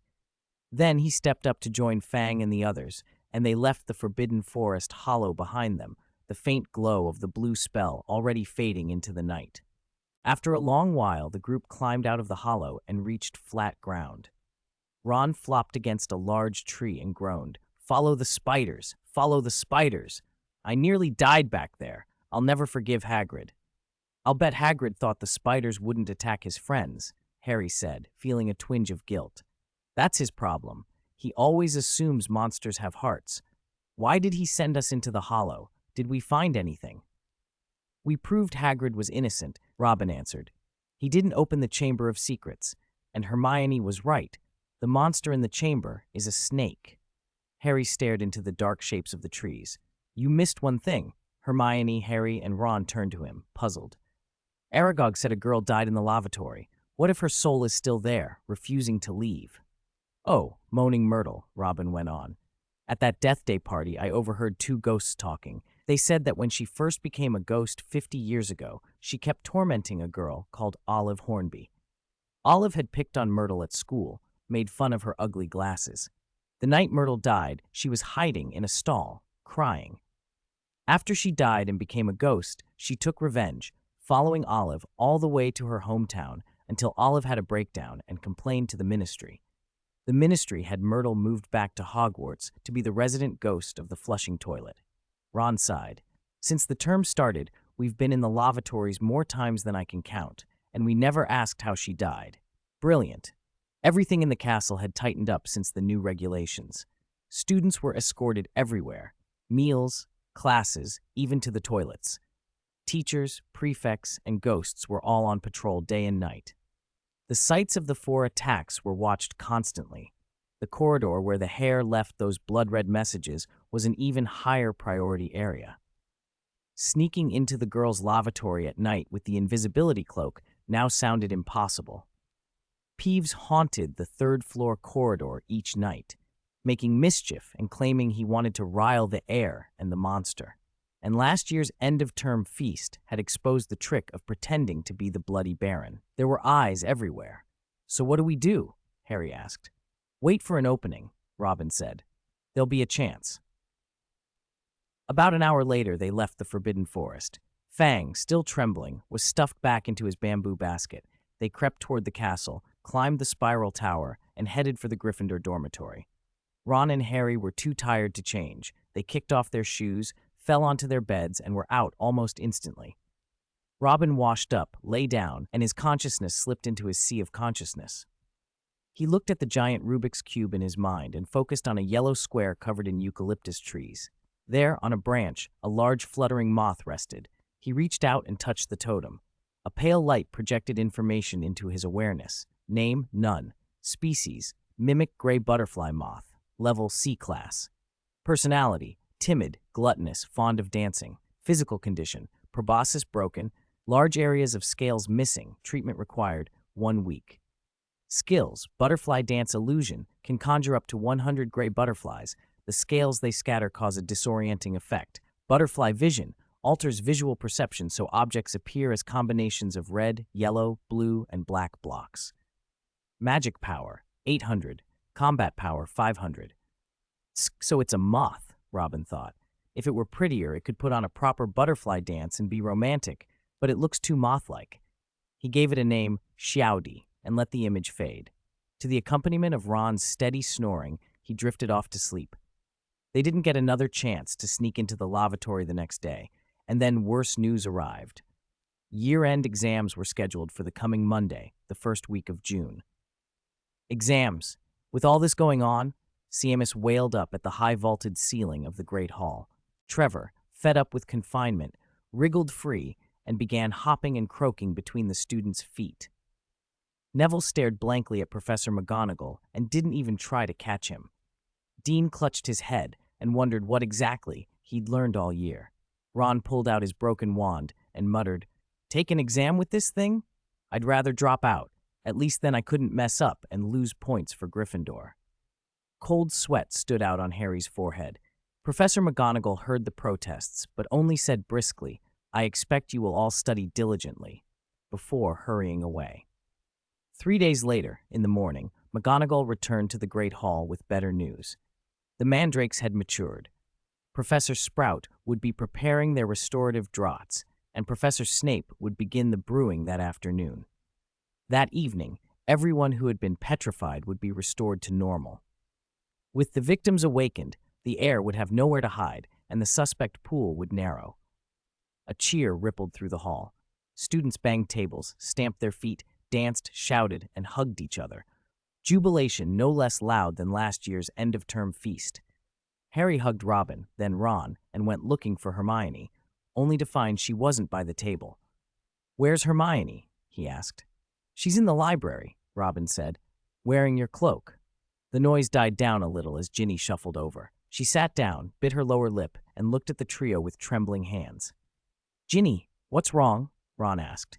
Ginny glanced around as if someone might overhear, then whispered, "There's something I wanted to tell you." "What is it?" Harry pressed. She fidgeted, opened her mouth several times and closed it without saying a word. "Just say it," Ron snapped impatiently. "Is it about the Chamber of Secrets?" Robin asked quietly. Ginny went rigid and stared at him in alarm. "Is it?" "Yes, I wanted to tell you." Before she could finish, Percy, pale and sleep-rumpled, appeared and interrupted. "Ginny, have you finished? If so, could you give me your seat? I've been up all night and I'm starving." Ginny bolted to her feet and fled without another word. Percy sat down, grabbed the milk jug, and poured himself a large glass. "Percy," someone started. Ginny just had something important to say, like that she saw something in an empty classroom. Percy choked on the mouthful of milk he'd been halfway through and spluttered it everywhere. Milk sprayed across the table and down his robes. "Ugh, gross!" Ron exclaimed, pushing his chicken leg away. Harry, still worried about the chamber, said, "Whatever she was going to tell us might be related to the Chamber of Secrets." 175. What did Percy do that night? That matter has nothing to do with the Chamber of Secrets. It's like this. Ginny ran into me that day while I was doing something. I told her to keep it a secret, but she clearly had trouble keeping it. Well, that's it. I have to go now. Percy grabbed a chicken leg and 5 slices of toast, and ignoring Ron's shouts, hurried out of the great hall. "I bet Percy wasn't up to any good that day," Ron said with a mischievous grin. Harry thought to himself that it was lucky nothing worse had happened. After breakfast, the 3 of them went back to the 8th floor corridor. Hermione pushed through the students in front of the girls' lavatory, looking anxious. Her eyes shone, and her lips trembled, as if she wanted to say something, but kept stopping because so many people were around. It wasn't until Defense Against the Dark Arts ended and Lockhart, assuming all danger had passed, lazily failed to shepherd the class back to the tower that the three found a chance to slip away into the empty girls' lavatory. Inside the unusually cold room, apart from the drip of a broken tap, there was complete silence. "Myrtle, are you there? Myrtle?" Hermione whispered, pressing her ear to the stall door. There was no reply. "We finally made it here, and she's not even here. How unlucky," Ron grumbled. "Never mind her for now. Come quick. Look at what I found."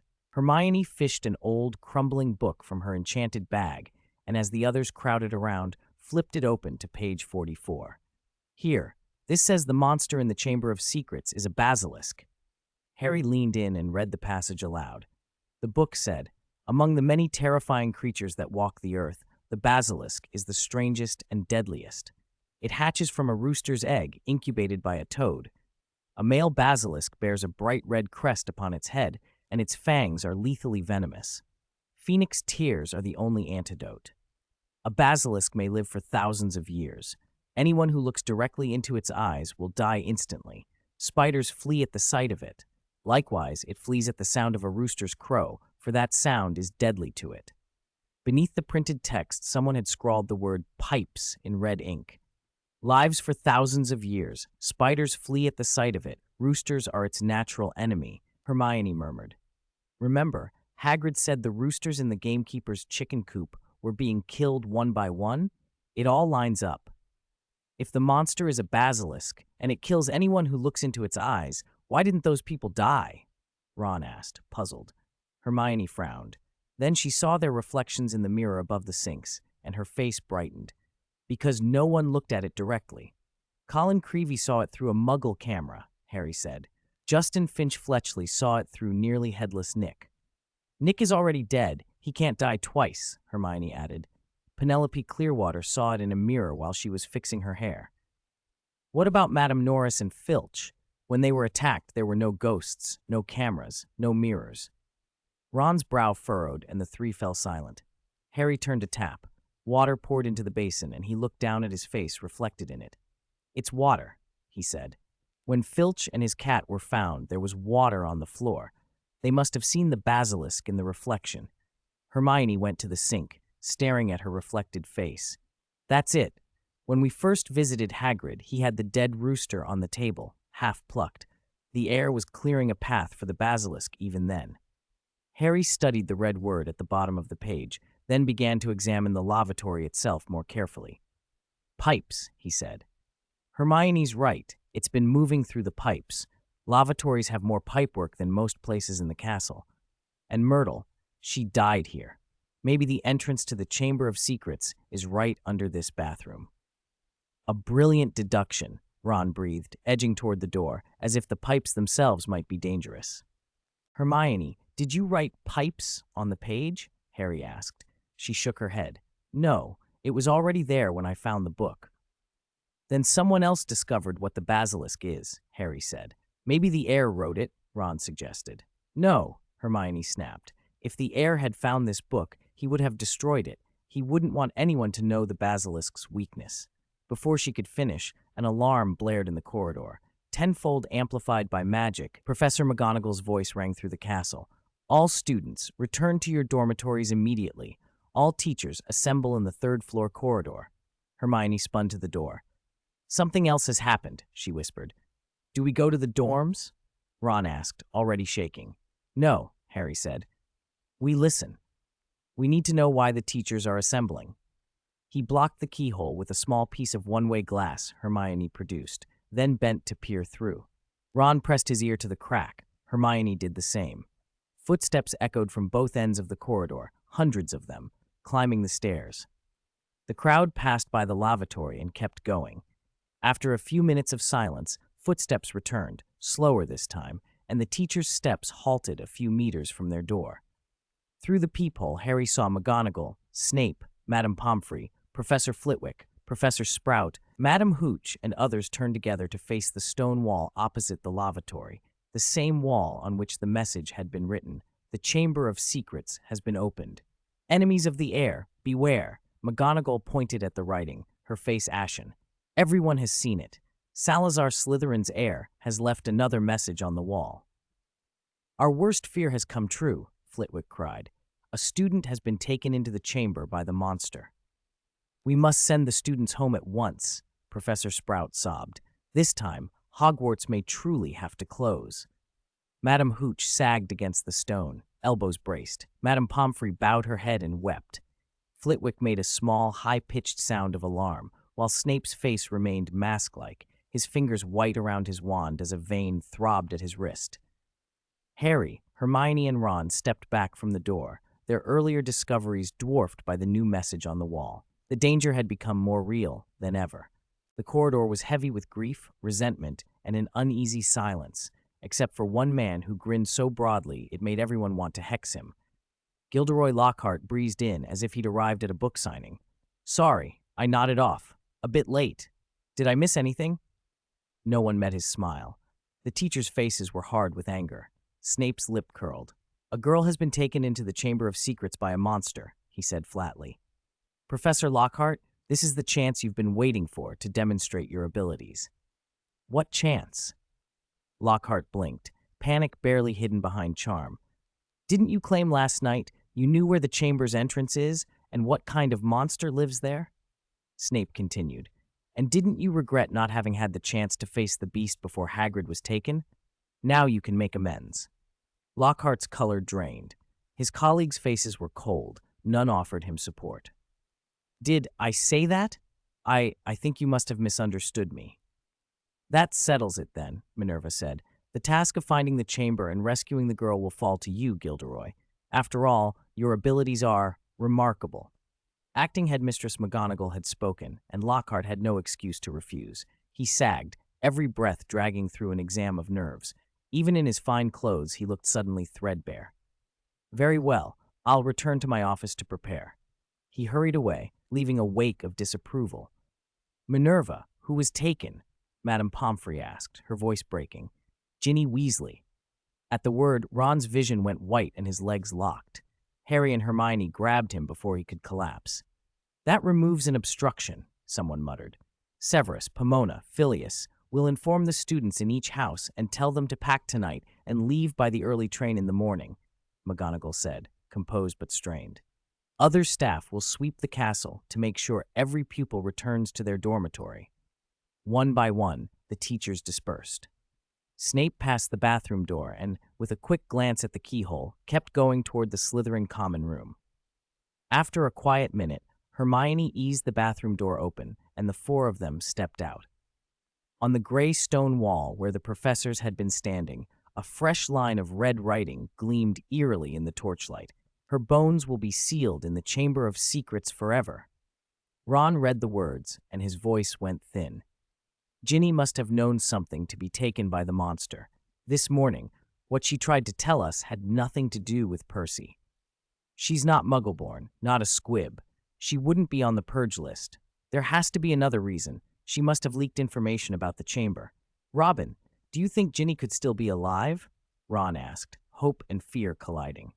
Robin produced a crystal ball, tilted his head, closed his eyes, and murmured a quick spell while his hands moved over the glass.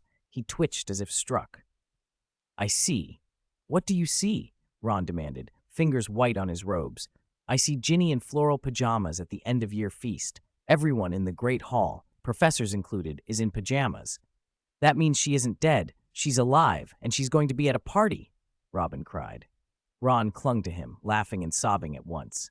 Hermione didn't put stock in prophecy or any imminent pajama party, but she let the moment stand. She couldn't bring herself to pop Ron's fragile bubble. If Lockhart's going into the chamber, we should tell him what we've learned, Hermione said when Ron's tears eased. He might believe us. They turned and hurried toward Lockhart's office. Inside, there was an unusual racket, scraping, banging, hurried footsteps. Robin knocked. The noise stopped. The door opened a crack, and a pair of startled blue eyes peered out. Oh, it's you. I'm busy. Let's talk later. Professor, we have something to tell you, Ron said. He shoved the door open. Lockhart's office was almost bare. Two huge leather trunks lay open. One bulged with extravagant clothes and glittering accessories. The other overflowed with his published works. A cardboard box on the desk contained moving portraits stacked haphazardly. Going somewhere? Hermione asked. Urgent business, Lockhart flapped. I must leave. And Ginny? Hermione pressed. He avoided their eyes, yanked open his desk drawer, and began stuffing ornate quills into a satchel. I sympathize terribly with the girl, but you're the defense against the dark arts teacher. How can you abandon your students? Ron exploded. Lockhart muttered as he shoved a pot of expensive ink into a hidden pocket. When I was hired, no one said I'd have to fight. Robin moved between the desk and the wall and said bluntly, Are you planning to run? Your books say you're brave and responsible. Books can be fiction. Lockhart snapped, but his voice was thin. They're your books, Robin shot back. Lockhart straightened, a practiced expression of wounded indignation flitting across his face. Think, young man, if I hadn't made people believe those deeds were mine, who would buy my books? Put an ugly, long-bearded witch on a cover, and no one would reach for it, even if it told of the thrilling expulsion of the Banshee of Bandon. You're a liar, Hermione snapped, stepping forward, rage bright in her eyes. You took credit for other wizards' feats. Lockhart's shoulders slumped. He set down his bag. The bravado drained out of him, leaving only something thin and brittle. He looked at them with a small, guilty smile. Memory charm, he said finally. That's what I'm best at. You tracked down those people, found out exactly what they did, and then you wiped their memories, Hermione finished for him. Otherwise, if any of you even hint at what happened, I won't be a best-selling author anymore, Lockhart declared. Actually, he added as he bent down, rummaging through a desk cabinet, I have no choice but to make you all lose your memories too. He straightened suddenly, pointing his wand at the four of them. To his astonishment, 4 wands were immediately trained on him, each aimed at his throat. Make me forget? Don't even think about it.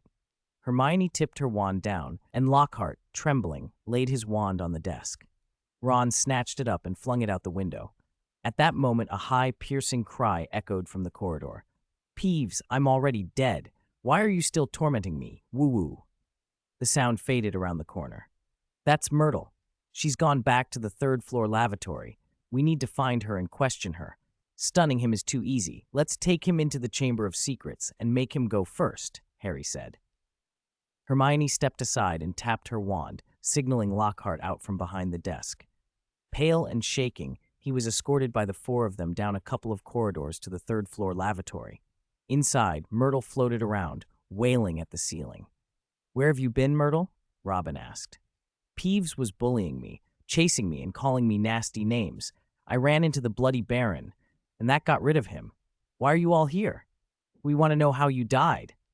Oh, Myrtle brightened and shot up above the 2nd stall, relishing the retelling. It was terrifying. It happened right in this cubicle. Olive Hornby made fun of me for wearing glasses and called me a 4-eyed dog, so I hid here and cried. While I was crying, someone came into the lavatory. Who? Harry asked. I don't know. I was in such a state. I heard them say strange hissing things, like another language. I could tell one of them sounded like a boy. So I opened the cubicle door to tell him to go to the boys' lavatory, and then I died. How did you die? Hermione pressed. Myrtle pointed toward the sink. I only remember that after I opened the door, by that sink, I saw a pair of huge yellow eyes. Then my skin tightened. My body felt light, so light I floated up into the air. She plunged her translucent head down into the toilet and sobbed softly, reliving it. Robin went to inspect the sink.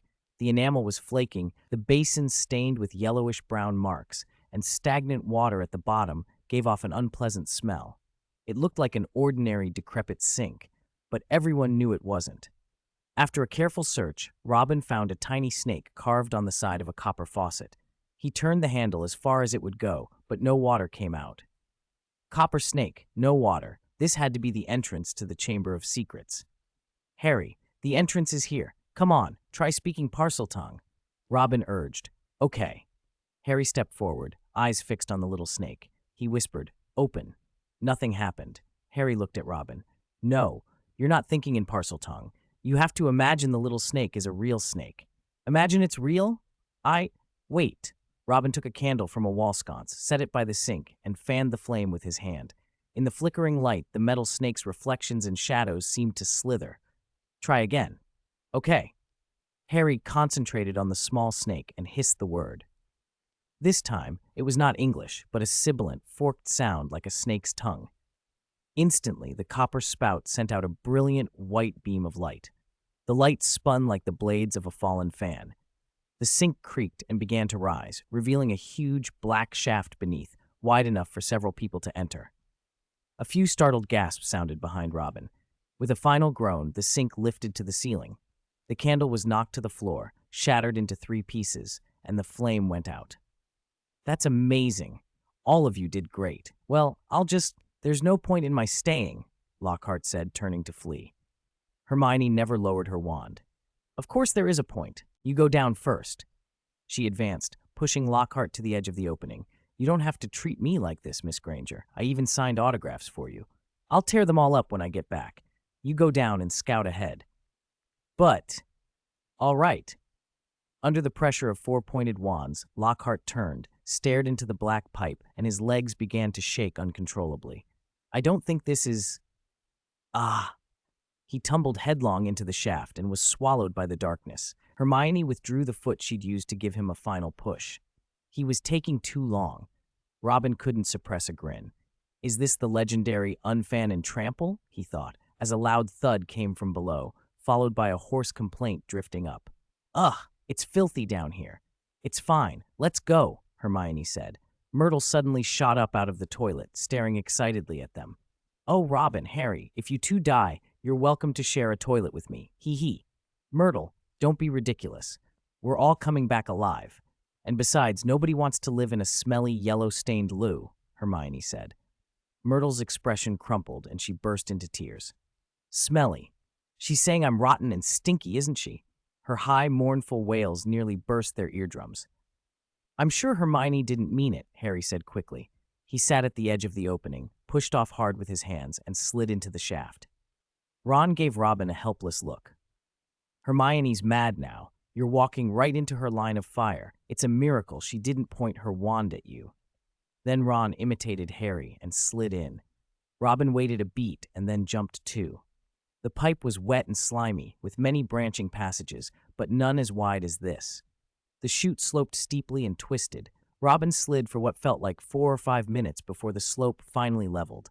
He spread his arms and legs against the pipe walls to slow himself and came to a careful stop at the exit, while the others landed with hard thuds. Robin, did you and Hermione plan this? Ron asked, clutching his tailbone. When a steep slope flattens out, you need to find a way to slow down. That's common sense. Does it need planning? Hermione shot back. 178. Counter-curse strikes. Silly Han appears after Robin climbed down the pipe. He drew his wand and cast Lumos, peering into the weak light. They stood in a vast stone tunnel. The floor was thick with bones, rats, rabbits, hyenas, piled everywhere. Lockhart was already at the wall, twisting against the stones and using the jagged outcrops to scrape the mud from his robes. Hermione waved her wand and cast a cleaning charm on everyone but Lockhart. Their robes dried and the stickiness slid away. Harry held his glowing wand and walked 7 or 8 meters ahead. Keep moving, and remember, if you hear a sound, close your eyes immediately. Keep up, Hermione shouted, pointing her wand at Lockhart's chest. The 5 of them left the bone-strewn section and moved into the damp tunnel. Every footstep sent a wet splat echoing through the passage. Light from their wands stretched their shadows across the walls until the silhouettes looked 3 times too long, like shadowy beasts. The tunnel twisted and turned. After 5 or 6 minutes, Harry led them around a dark bend and froze. Ron grabbed Harry's shoulder and peered forward, voice shaking. What is that thing? Robin went to the front. Ahead, coiled and blocking the turn, lay a vast serpent. To get past it, they'd have to pass by that enormous body. Could it be the basilisk? It isn't moving. Maybe it's asleep. Harry felt the air tighten in his chest. His heart hammered. I'll go check. Robin hugged the wall, wand ready, and edged forward. After another 30 meters, he could make out the creature precisely. A huge snake, its scales flashing green, shimmering in the wand light. It was as thick as a well opening, nearly 10 meters long, its head broad and flat. Robin, Hermione called from the shadows. Be careful. There's danger. It's just a snake, Robin shouted back. The others advanced. Ron frowned when he saw it. Blimey, it's enormous. A basilisk could swallow an adult whole. With a sudden clatter, Lockhart's knees went out from under him and he collapsed. Ron aimed his wand at Lockhart's chest, incredulous. Get up. Have some sense. Lockhart lunged, snatched Ron's wand and clamped an arm around Ron's neck, pulling him into a chokehold. With Ron as a hostage, he straightened, the triumphant, toothy smile back on his face. Children, our adventure in the Chamber of Secrets ends here, but don't worry, our brave deeds will be immortalized. Why, this will make splendid copy for my books. You came too late to save poor Ginny, he went on, voice syrupy. You were so terrified you'll never remember what you saw of her poor mangled body. Now, Miss Granger, say goodbye to your memories. You'll regret this, Hermione snapped, refusing to be cowed. Lockhart's eyes glittered. He lifted Ron's wand high and aimed it at Hermione, chanting loudly, Obliviate! The broken wand, wrapped in magical tape, erupted with a blinding green flare. There was a sharp crack. The wand split in two. A spray of green light shot up toward the ceiling. A larger bolt blasted backward and struck Lockhart in the stomach.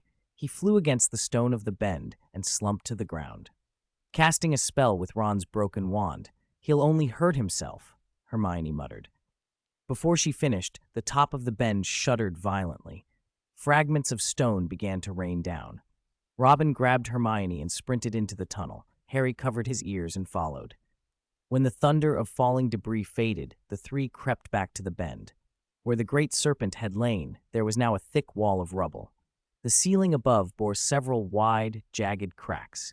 Are you all right? Came a slightly tearful voice from the other side of the rubble wall. Ron, we weren't hit. What about you? Harry called. I'm fine, but Lockhart's out, Ron answered. Robin peered through a thumb-wide gap between rubble and wall and saw Lockhart on the ground, his eyelids twitching. Ron, careful. Lockhart's waking, Robin warned. Lockhart sat up slowly, vague and vacant. Hello, who are you? Ron Weasley, Ron shot back. Oh, and who am I? Lockhart asked, perplexed. His memory charm backfired. He doesn't even remember himself, Ron shouted toward the crack in the rubble. Lockhart picked up a stone and toyed with it, his expression foolish in a way they hadn't seen before. This place is so strange. Oh, you live here, do you? No. Really? Ron snatched the rock from Lockhart's hand and slammed it down on the back of his head. Lockhart went under with a dull thud. I'm gonna find Ginny. You lot use magic to move the rubble, Ron said as he pushed Lockhart aside and set to work. Don't move the really big stones. We can't, Hermione said quickly, studying the cracks overhead. There are 4 huge fissures above this bend. Without the rubble acting as a support, the whole tunnel could collapse. Then you stay here and make a way through. Clear a passage with the smaller stones so we can get back after we rescue Ginny. Don't touch the large rocks, Robin agreed. I couldn't shift the big ones even if I wanted to. Ron grunted as he bent to pull at smaller pieces. See you later. Robin, Harry, and Hermione pushed deeper into the tunnel, careful where they stepped on the slick floor. They turned bend after bend. Each time, one of them scouted ahead and, once it was deemed safe, the others followed. After the 13th turn, they came to a dead end, a thick stone wall. A thin vertical crack ran top to bottom in its center. 2 massive serpents were carved into the stone, their bodies intertwined, and their eyes were set with fist-sized, translucent emeralds. Harry, try speaking Parseltongue again, Hermione urged. All right. Harry felt his throat go dry. He stepped closer to the wall and stared into the emerald eyes. He didn't need candlelight to make them seem alive. The stones glinted as if they breathed. He pressed his lips together and made the low, sibilant sounds. The carved snakes shifted. With a dry scraping, the 2 stone figures untwined. The crack widened, and the slabs on either side slowly slid open and vanished. 179. Hagrid was quite restless when he was young. The 3 of them, wands raised, walked to where the stone wall had been, and found a cliff instead. Welded to the face of the rock was a narrow iron ladder, barely half a meter wide, leading down to the base. Same as always, I'll go first, Harry said. He turned, planted his feet on the rungs, and climbed down slowly. Hermione followed, and Robin brought up the rear. They reached the bottom and, by the pale light of their wands, took in their surroundings. A greenish mist filled the chamber. In the middle stood a long platform paved with stone bricks. On either side rose rows of stone pillars carved with coiling snakes. Pipes branched from the walls and disappeared into the dark. The far end of the platform was swallowed in shadow. "Do you think the basilisk could be hiding behind those pillars?" Harry whispered. "Can't say for sure," Hermione answered, scanning every pillar. Robin produced 3 strips of black gauze and folded each twice. "Tie these around your foreheads," he said. "Not too tight, not too loose. If you hear a hiss, duck your head quickly. The gauze will slide down over your eyes." Harry nodded. Closing his eyes when he heard a sound had worked before, but in a fight or a chase, it was all too easy to open them again. They tied the gauze, formed an inverted T with their wands, and advanced, stepping carefully. After 20 meters, the chamber opened into a clearer view. At the far end was a pool. Standing next to the stone wall, towering nearly to the ceiling, was a colossal statue. Its face had high cheekbones like a monkey's, a long, narrow jaw, and a thin, long beard trailing beneath its robes. Dusty, enormous feet lay parallel to the water's surface. Between those feet, at the very end of the platform, a red head lay face down in the stone dust. "Ginny." They broke formation and ran. Robin crouched beside her and gently rolled her over. Her body was as cold as a winter pond. Her face was drained of color, her eyes sealed shut. When he pressed her skin, it took an agonizingly long time to bounce back. A thin black diary rested beside her leg. "Please, Ginny, don't.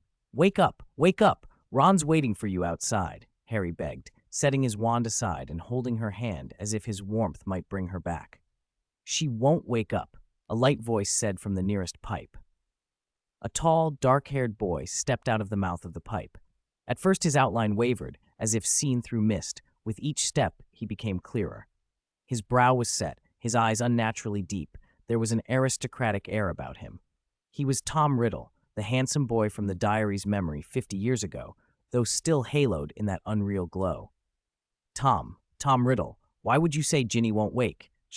Harry began without noticing how serious Hermione and Robin had grown. Robin picked up Harry's holly wand, and after a second, slipped it back into Harry's hand. He met Riddle's frown and, with a bitter little thought, wondered if the boy would try to steal a wand. If so, perhaps he should have tried Lucius Malfoy's instead. "She's alive," Riddle said, smiling oddly, "but she clings to life by a thread." "Are you a ghost?" Hermione demanded, tightening her grip on her wand. "No," Riddle replied softly. "I am a memory, preserved in a diary for 50 years. "Tom," Harry said, voice shaking, "you were wrong before. Hagrid is innocent. Help us. Help Ginny. This is the basilisk's lair. It could come back at any moment." Riddle's smile widened into something colder. "The basilisk does not appear unless it is commanded, and I will not help you. The weaker she becomes, the stronger I grow." "You don't understand how urgent this is," Harry said, shaking Ginny gently, as if that might coax her awake.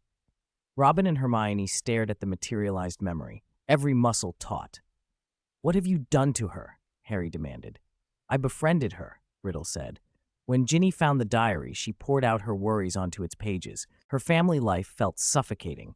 Percy was overbearing. Her brother's pranks teased and frightened her. Ron's embarrassing moments humiliated her. She felt weak and unworthy.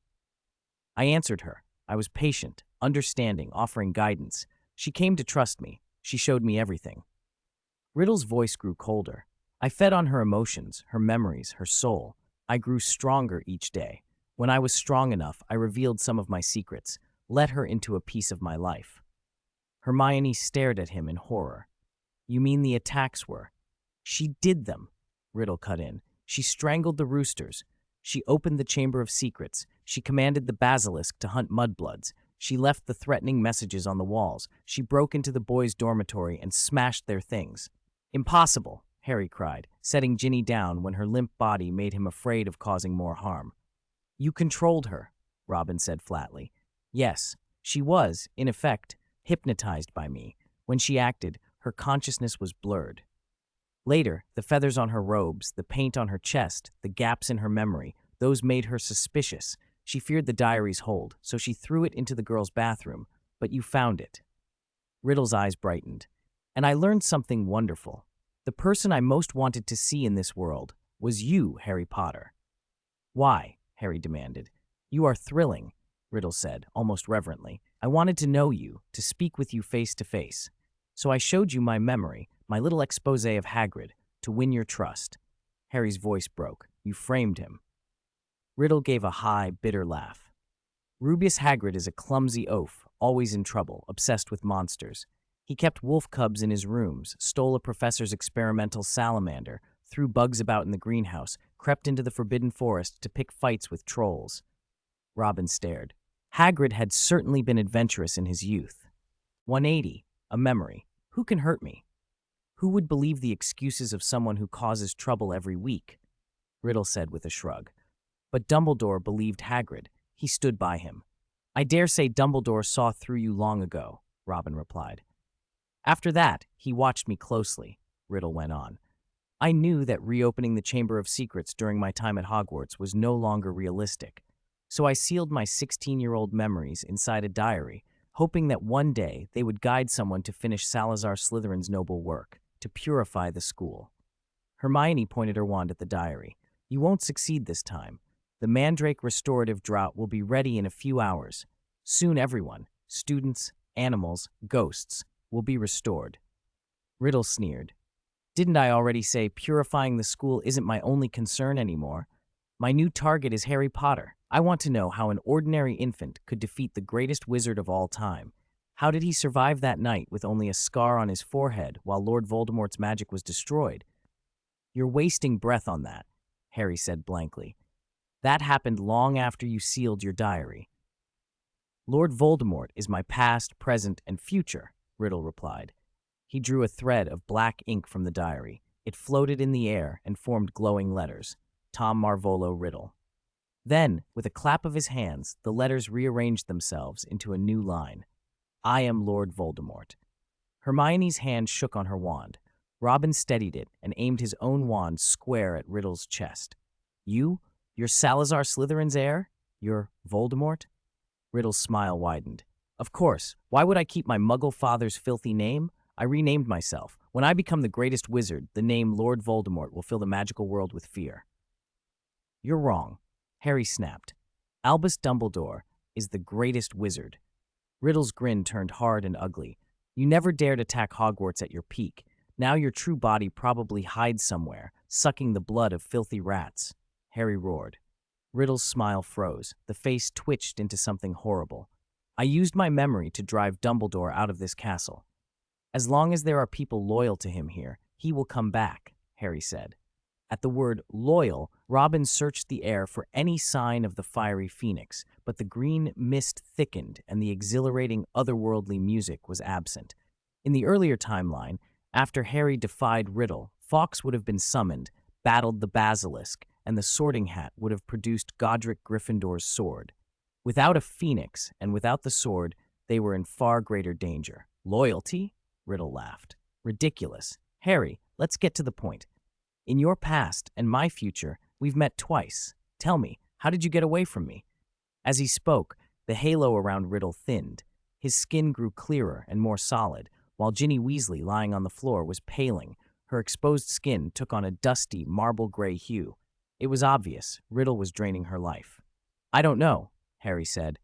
Dumbledore told me it was because of a mother's love. 12 years ago, my mother stood between us and saved me. Dumbledore said a mother's love left a permanent mark, a charm on your skin. Last year, my servant Quirinus Quirrell died because of that charm. Riddle bared his teeth in a grotesque grin. So a mother's love is an effective counter-curse. That's useful. Soon, you will all be like Ginny, your bones sealed forever in the chamber. Riddle turned his head toward the carved monkey face above the chamber and hissed like a snake, its tongue flicking. Robin reacted instantly, waving his wand and whispering, Silencio. The hiss came through anyway. The silencing charm failed. Robin didn't hesitate. He flicked again, louder. Incendio. A dragon-shaped gout of fire erupted from the tip of his wand and lunged at Riddle, coiling around him with a roar. Riddle watched the flame without concern. Useless. I am neither man nor monster, ghost nor poltergeist. I am a memory, he said calmly. A hollow thing pulled out and sealed in ink. You cannot harm a memory. Once Ginny dies, I will be able to become human again. Robin's eyes flashed. While Riddle turned back to issue orders to the creature in the statue, Robin seized the diary, pressing it to his chest, and dragged Ginny closer to the wall, trying to protect her from whatever was coming. "Hiss," the diary sibilated. "Harry, what's he saying?"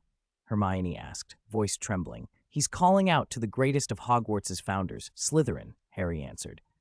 Riddle turned to them, arrogant and triumphant. "Let us see, Slytherin's heir, Lord Voldemort, against Dumbledore's faithful defenders." The carved monkey's mouth creaked, its lips parted wider and wider until its face formed a huge, dark cave. From inside came the sound of something moving, shifting, slithering. "Cover your eyes," Robin shouted. They all snapped their foreheads with the black scarves they'd brought. The cloths slid down to block their vision, plunging them into darkness. A monstrous shape emerged, crawling out along the statue and into the water with a disturbing rustle, then swimming up onto the long ledge. A single, terrible hiss filled the chamber. Harry, hands in the water, tried to speak, Parseltongue, urging the creature to go back into the cave. The basilisk answered him with a cold, commanding hiss. It obeyed only the air. "Hiss! Kill them!" Robin flicked a small charm on himself, the little skill he called butterfly-dyed vision. His world was no longer black. Instead, his sight shifted into a strange, layered field of red, yellow, blue, and black three-dimensional blocks, allowing him to see through the petrifying danger in a different, uncanny way.